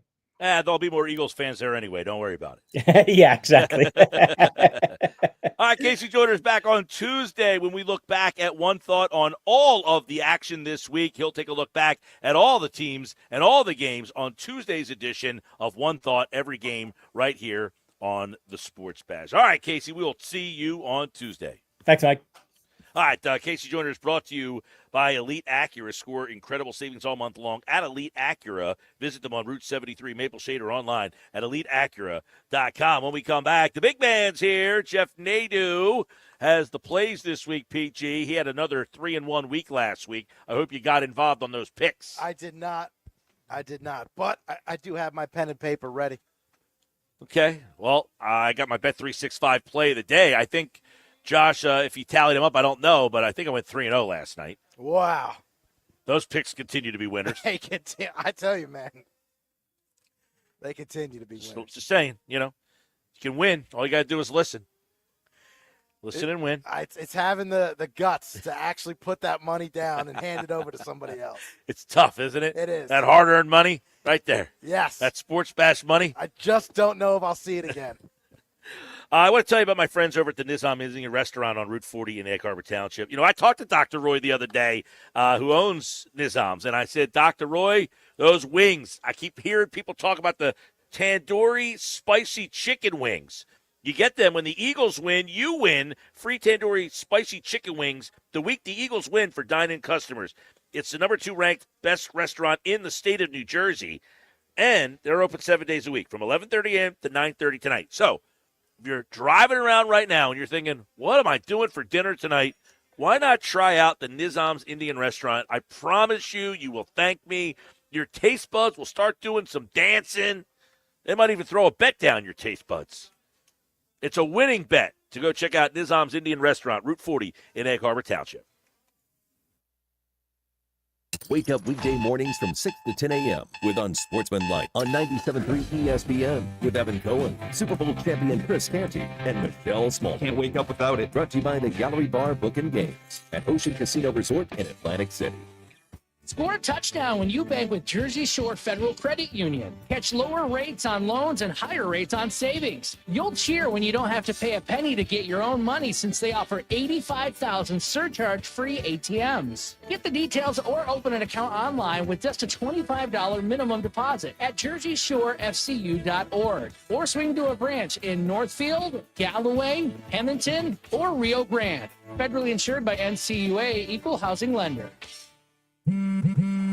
This holiday season, Straight Talk Wireless is letting you say yes a lot more with real unlimited data. Yes to sharing pics of the ugliest holiday sweaters. Yes to checking weather on the go for surprise sledding trips.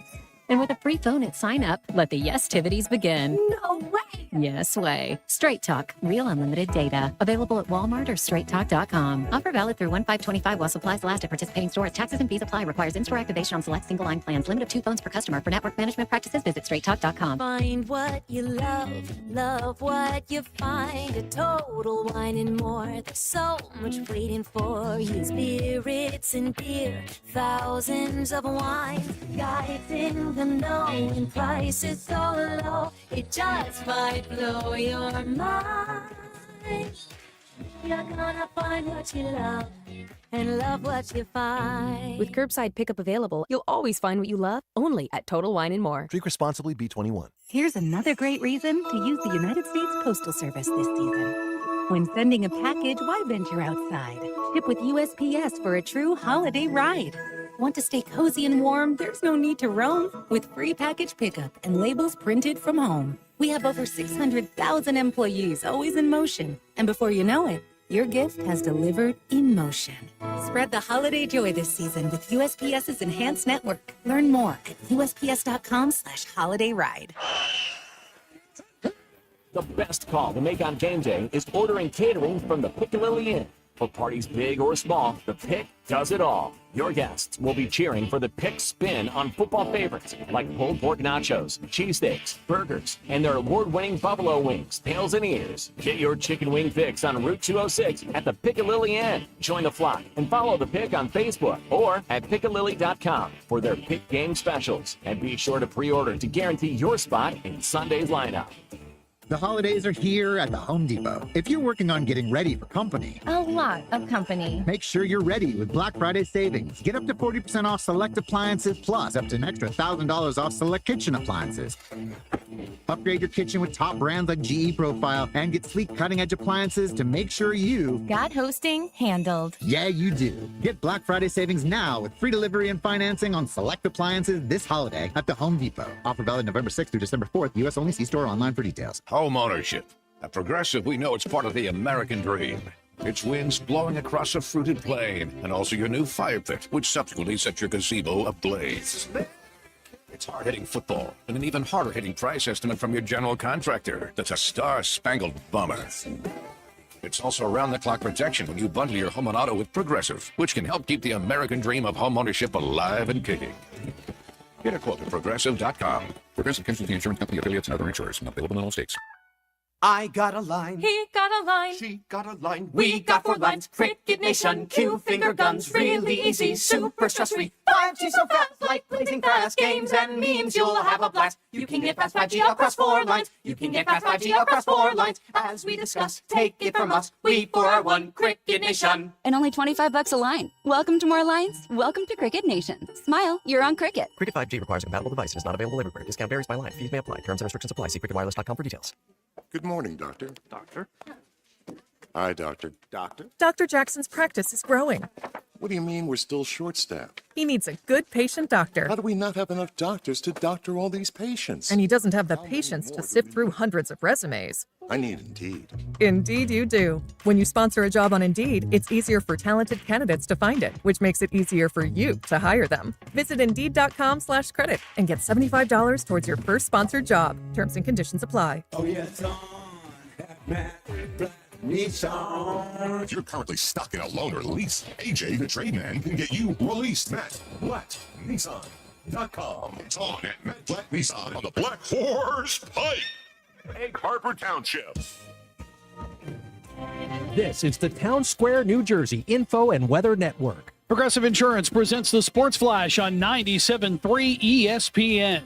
NHL, the Flyers hosting the Chicago Blackhawks on Saturday. Continues a 5-game homestand. Philadelphia losing to the Carolina Hurricanes on Wednesday night 4-1. Ryan Poehling scoring the Flyers' only goal of the game, and the Canes pull away with 3 goals in the third period. The Sixers hosting Brooklyn on Friday night. Philadelphia back from a 3-game road trip. They've dropped 5 straight. Wednesday, they fell in Memphis to the Grizzlies 117-111. They're now 2-12. Joel Embiid, 35 points, 11 rebounds. They'll play their next 3 games at home. The Eagles head to Los Angeles on Sunday to take on the Rams at SoFi Stadium. Philadelphia riding a 6-game win streak. They're 8-2 on top of the NFC East, while the Rams have won 4 of 5 at 5-5 on the year.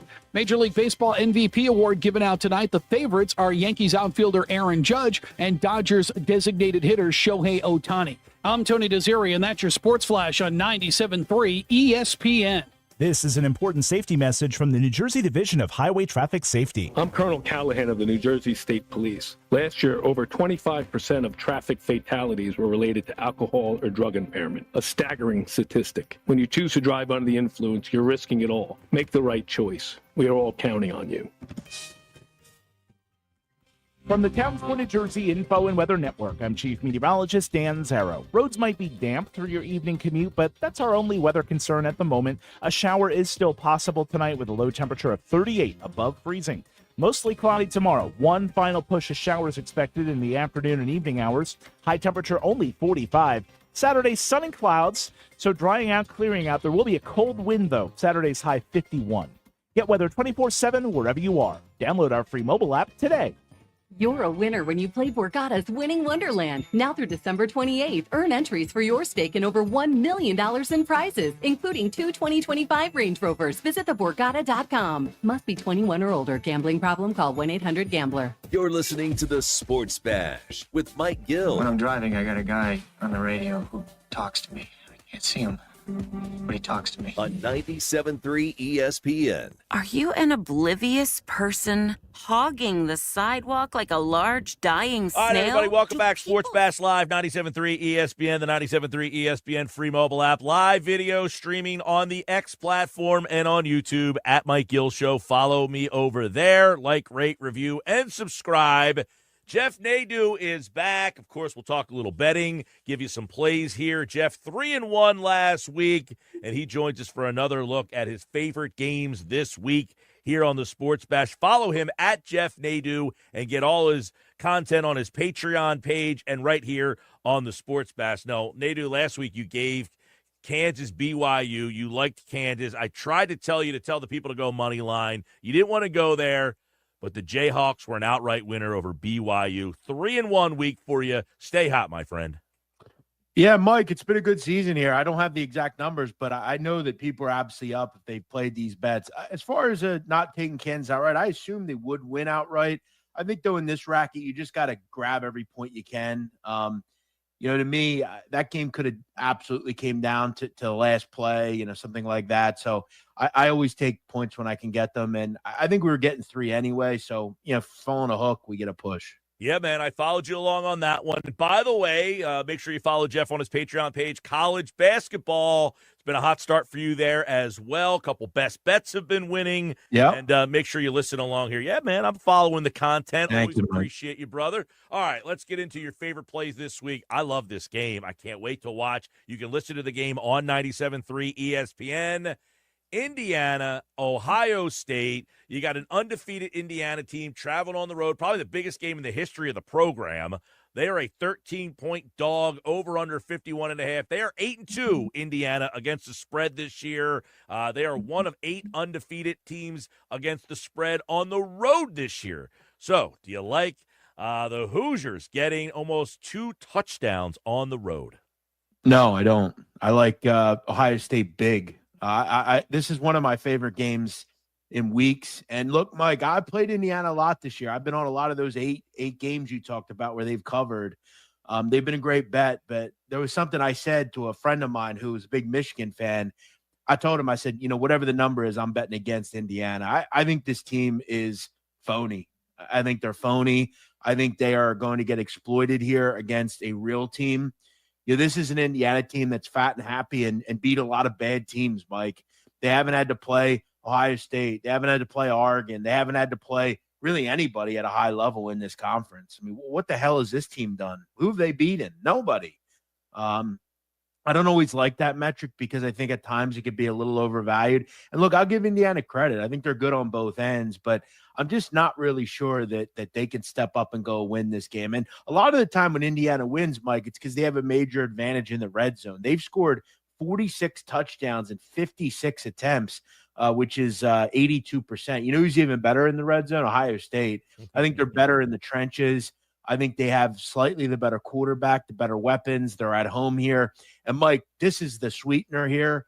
The whole world is on Indiana. I have not seen one talking head talk about Ohio State. You see everybody's best bet is Indiana, Indiana, Indiana. But the line is just continue to go up and up and up. That is a surefire way. Public dogs die. I think this mangy mutt gets beaten and taken back. Take Ohio State. Ohio State, he likes over Indiana. It's been a fun story. I like the coach at Indiana. He's a West Virginia. Yeah, he's great. Yeah, played at West Virginia. The Mountaineers would go get him because their coach is the dog right now. Neil Brown, I'd like to have him out of there. But I digress on that. Let's go over to your second game this week. I love this game. It's another game you can listen to on 97.3 ESPN. Army, 18th ranked against Notre Dame. Another 2-touchdown favorite, ranked teams here. Over under 44.5, kind of a lower score. Army 4-0 against the spread against top 10 teams since 2013. That's the best number in the country. They fight hard in these games. They have enough fight against Notre Dame this week, minus 14. Yeah, I think they do. I think a lot of the time, we always want to compare. Well, look at what Notre Dame did to Navy. That game's an outlier, and here's why. Notre Dame played Navy that day. And look, Blake Horvath, the quarterback in Navy, wasn't healthy. You could see it. He hasn't been healthy. He hasn't played real well at all since then.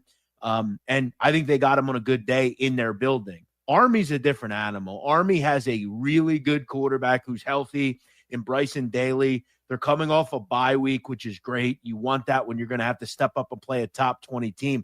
And while we talk about rankings, Mike, at the end of the day, do we really think Notre Dame's the best team in the country? Anytime they've stepped up this year in big games, they've kind of fallen flat on their head. They got beat against A&M, they were right in a game against A&M. They ended up winning that game. They lost against Northern Illinois, and then they barely beat Louisville. To me, this number's too high. I'd have put it like 8, 9, maybe 10. If you're going to give me 14.5 and 2 touchdowns, I'll lean on the Cadets to take the out of the ball. And I was really impressed with what they did against North Texas. North Texas, like one of the better offenses in the country. They held them out of the red zone. They were really good defensively in that game. I think Army bows their head back. I think this is a low-scoring game. I don't think Notre Dame's going to get 5 turnovers like they did against the Naval Academy. Give me Army. Give me Daly. I think they hang around in this game. They did it a couple of years ago against Oklahoma. I remember they always seem to hang in these types of games. Give me Army. I think they cover here. All right, you can listen to that game on 97.3 ESPN. All right, let's go to Texas A&M and Auburn. Texas A&M minus 2.5, over under 47.5. Texas A&M 0-3 against the spread against sub-500 teams. They're 1-4 against the spread as a road favorite. So not a great spot for the Aggies here. No, it's a terrible spot. Mike, I love this game as well. I'm very high on Auburn in this spot. And here's why. Ask yourself this. Why is a team that is tied for the lead in the SEC only a 2.5-point favorite against Auburn, a team who's 4-6? You have to ask yourself why. And you look at A&M, 8-2 straight up. I mean, against the spread, though, I think they're 3-6, 3-7. They're not good against the number. They don't cover a lot of games. This number was 3 most of the week, and it's now dropped to 2.5, which is sheer a reason to believe that Auburn is a very sharp side. Auburn's still playing for something here. They're at home. They're 2 games away from bowl eligibility. Their defense has been really good, giving up just 18 points a game, 2.96 yards a carry, which is 7th nationally. They have a pretty decent offense, a good quarterback who's playing well right now. Throw in Mike, A&M 2-7-1 over the last 10 on the road against the spread. I think this game, Mike, is reminiscent of a couple of weeks ago, Utah at home against BYU. Really should have won the game, getting 3. They lost in the final seconds and covered. I think Auburn wins this game. I think they have a little bit of a shocker here and beat A&M at home. All right, let's shift over to the NFL. So with 3 college plays are Ohio State -13, Army +14, Auburn +2.5. We're going to go over to the Sunday slate where the Detroit Lions -7.5 at the Colts. The Lions are 8-2 against the spread. I took them last week, took the over last week, but loving taking them as well. Colts are tied for the 4th best record against the spread. They are 8-3, so something's got to give this week. Yeah, and I think you made it clear. I mean, it's hard to step in front of the Lions right now. I mean, they're arguably the best team in the NFL. Their offense has been terrific. They've been good against the spread, but there's something I really like about this Colt group. I mean, they're 8-3 against the spread in their own right. They've been really good getting points, and they're getting over a touchdown here. I'm getting 7 and a hook with a defense that's only given up about 22.5 points a game, which is pretty good given the circumstance. Look, I worry about Anthony Richardson. I wonder, can he move the ball here? But he has been able to connect on some big throws at times. Detroit maybe a little fat and happy here. They're kind of rolling. Eventually, though, they're going to lose a game. Eventually, they're going to struggle in a game. I don't think they're just going to continue to beat teams' heads in like they have been. And I think this Colt team is still a little undervalued in the market. They've always been good at home against the spread, and they're a team that I've bet a lot as an underdog over the years. Maybe this is finally where Detroit's defense struggle a little bit, maybe not having Aiden Richardson hurts.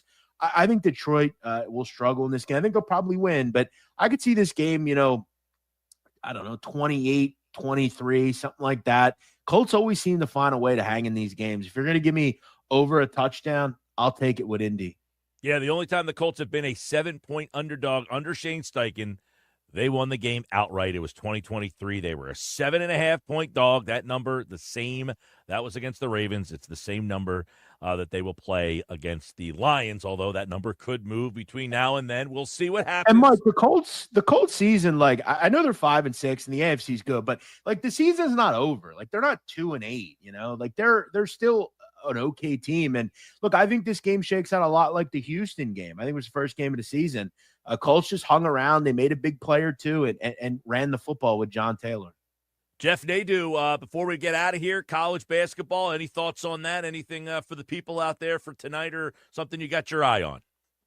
Yeah, so we're getting into the MTEs, which is the multi-team events in neutral sites, the Bahamas, Charleston, Florida, places like that. I actually have had a good week, Mike. I'm 3-0 this week. Best bets have been hitting. I'll give you one tonight that I played. This is off the beaten path. It's a true home game. I'm going to go with Michigan. I think they put up a huge number tonight against Tarleton State. Tarleton State, Mike, is horrific. I know probably no one even knows where that is, but it's in Texas. And I know it's a team that you've made some money on in the past, though. Yeah, not this year. Tarleton's really bad. They're horrific, Mike. They're turning the ball over about 32% of their possessions in a game where they lost by over 60 last game out against Baylor. Turned the ball over 28 times. This is a Michigan team that's really good. They play fast. They've been great offensively. They're good on the glass. They should have a bunch of really easy opportunities in this game. Tarleton's allowed 90 or more 3 different times this year. Michigan's team total is only 89.5. I think they get into the 90s and pummel Tarleton. This is a really bad team. By the way, that number is 30.5. So you really think they're going to get destroyed? Yeah, I think Michigan could flirt with 100 here. I think Tarleton, like when you play a team that plays with pace, Mike, and they want to get up and down, Tarleton lets you do that. I mean, again, they give up 104 to Baylor, 91 to Sam Houston, 96 to SMU. When you're turning the ball over that much, I mean, it's just you're not going to win or stay close in any game. At Jeff Nadeau on the X platform. His Patreon has more plays. You can check him out there, but they're his favorite ones. Ohio State -13, Army +14, Auburn +2.5, and the Colts +7.5 on Sunday. And a little bonus college basketball play. Michigan tonight, 30.5. And, of course, Jeff Nadeau here on the Sports Bash. All right, my brother, I'll talk to you. Actually, is next week Thanksgiving? I probably won't talk to you on Thanksgiving. Maybe we'll set something up at some point to the week. I'll touch base with you, bud. Yeah, we can find a way, Mike. Tuesday, Wednesday, whatever you want. All right, man. There's Jeff Nadeau here on the Sports Bash Live on 97.3 ESPN. Always giving us the plays right there. I got my play coming up. It's the Bet365 play of the day. Coming up next, whatever the sport, whatever the moment, it's never ordinary. My picks have not been ordinary. I think I had a 3-0 night last night again. So keep them coming. I'll keep them coming with you next here on the Sports Bash. I am Eagle here from Thursday Night Football on Westwood One. Week 12 of the NFL season kicks off with AFC North action between the Browns and the division-leading Steelers. TJ Watt and Pittsburgh are on a 5-game winning streak and coming off a huge victory over the Ravens. Mike Gill will join me for the call from Cleveland of the Steelers and the Browns on Thursday Night Football. Listen to Thursday Night Football. Coverage begins at 7:30 on 97.3 ESPN. I need a new car. Under 20 grand? Okay, well, what's my trade worth? You know what? I'm going to Matt Blatt Kia, where I can get some straight talk.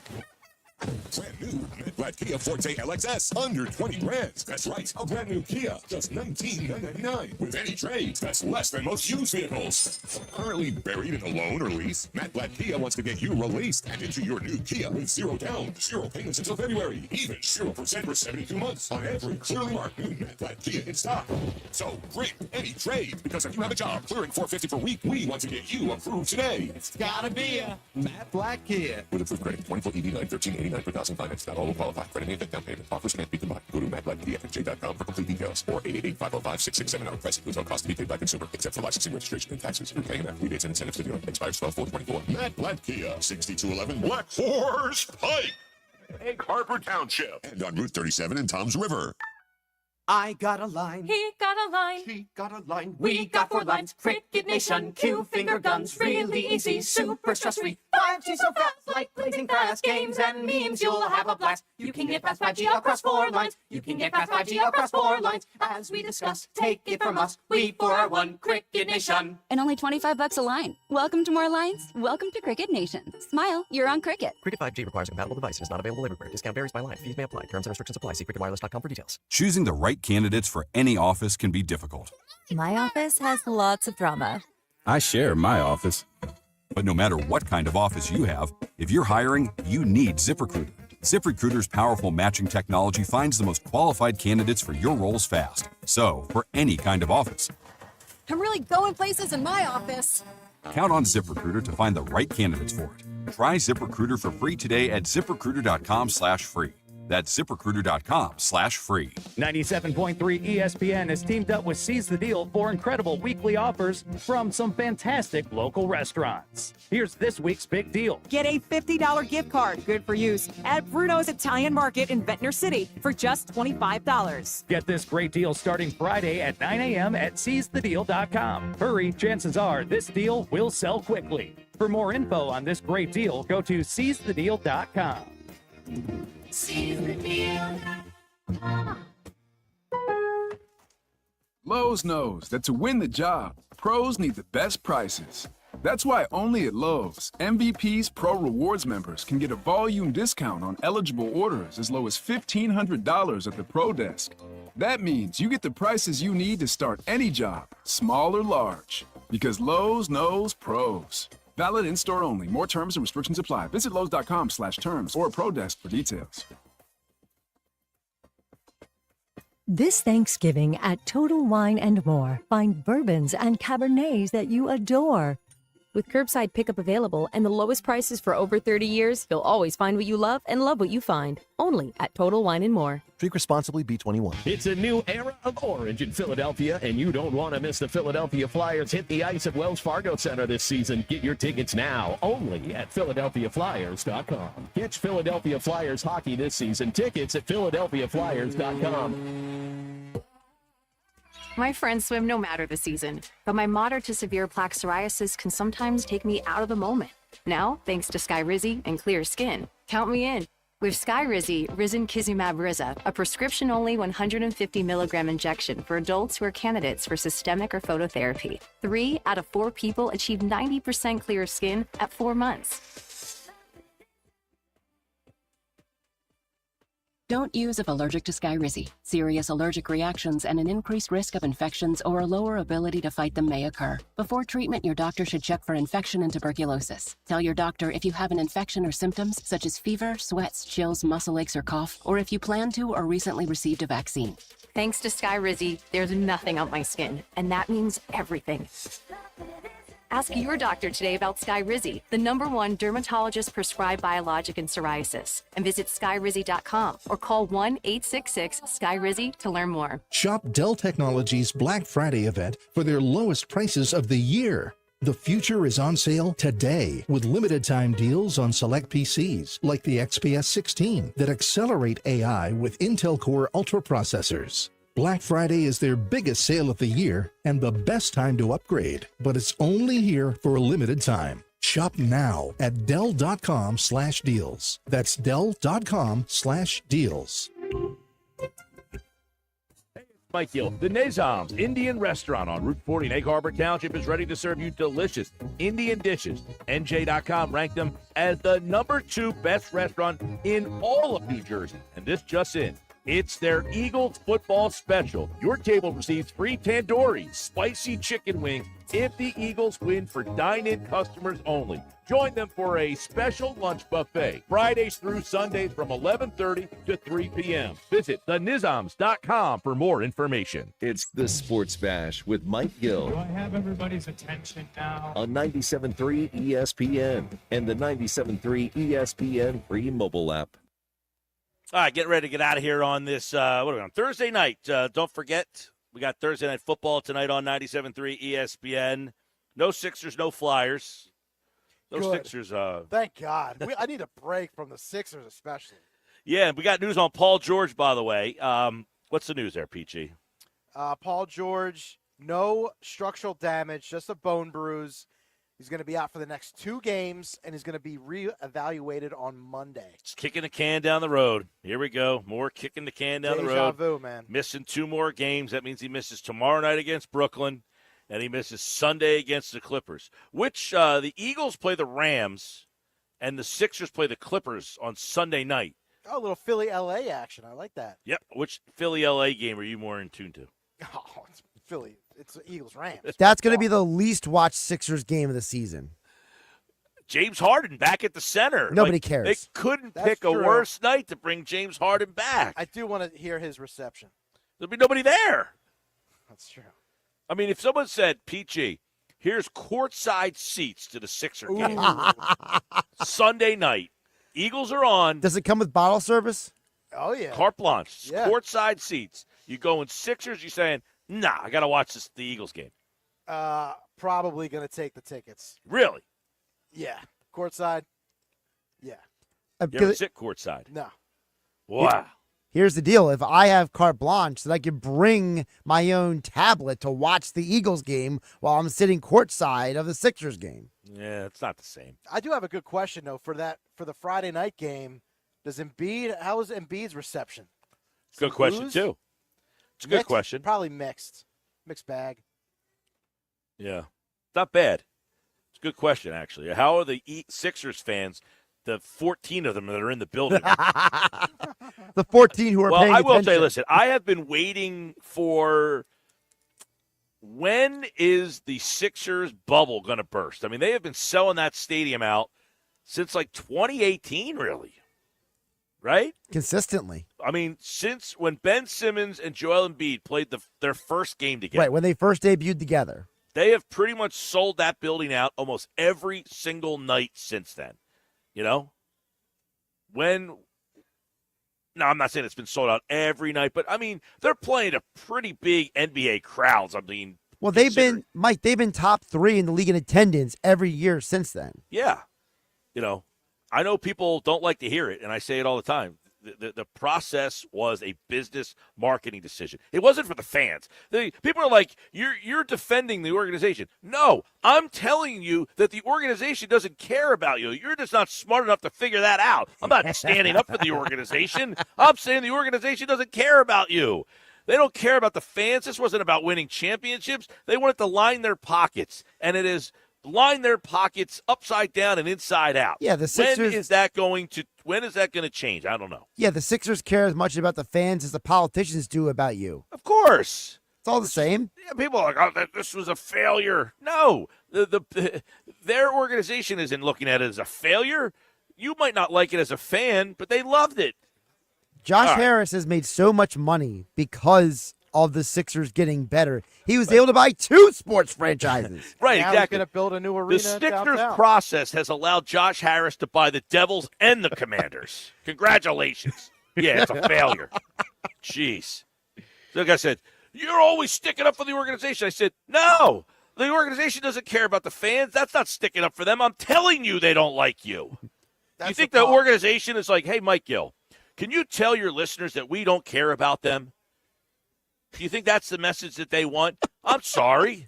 That's really a problem with the NBA. I mean, a lot of owners are like that.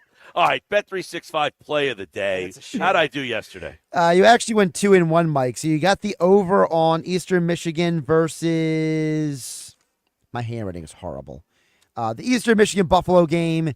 You got that right. Ohio covered against. Ohio actually won outright. People should take the money line, but you didn't get the Magic at the Clippers right. So you were 2-1 yesterday. You are now 67-44. Let's go. 67-44. I'm 67-44, but today I will be 3-0. Here we go. Raptors over 225.5. Steelers minus 3.5. Under 36.5. I like that. Steelers, straight up Steelers, minus 3.5. No problem tonight with the Browns. Under 36.5. Yeah, they win like 23-3, something like that. The under, by the way, the Browns are 0-10 against the spread in situations like tonight. The under is 7-0 against the number, and the Steelers are 10-0 in this situation as well. So there you go. These Thursday night games are just brutal. And by the way, the Steelers have never beaten the Browns on Thursday night ever. That will end tonight. And we say it every week. These Thursday night games are brutal, but yet we still watch. We still have our fantasy football lineups up. Yeah. All right, don't forget, tomorrow we are back with another edition. We've got Sixers Nets tomorrow night. We've got Eagles Rams on Sunday. By the way, the Sixers game on Sunday night will be on Rock 104.1. The Eagles game will be on 97.3. Anything else before we get out of here there, PG? No. That's it. Whoop. All good. All right. Well, tomorrow we're back. Monday, we will be back at the Fanatic Sportsbook. Tuesday, we will be at Chickies and Pete's in Egg Harbor Township. Wednesday, we will be at Mud Hen Brewing Company in Wildwood. So we are busy next week. So you got one more chance tomorrow to qualify for this year's 99 Growlers Party. Time is running out. And you got one more chance right now.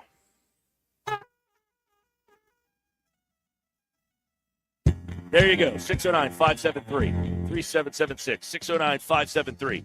609-573-3776. Caller 7 right now. You have a chance to win a pair of tickets to see the Eagles Steelers. Club box seats, Lincoln Financial Field. You got to be present to win at Mudhead Brewing Company on Wednesday in Wildwood. Eagles Steelers, Sixers tickets, Flyers tickets, concert tickets, tickets to all sorts of shows. We got Eagles memorabilia and more. We are packing the place on Wednesday at Mudhead Brewing Company. 99 growlers, 99 pairs of tickets, 99 winners. Caller number 7 right now, 609-573-3776. Caller number 7. Good luck. We'll talk to you tomorrow on the Sports Bash. It's Sixers basketball tomorrow night.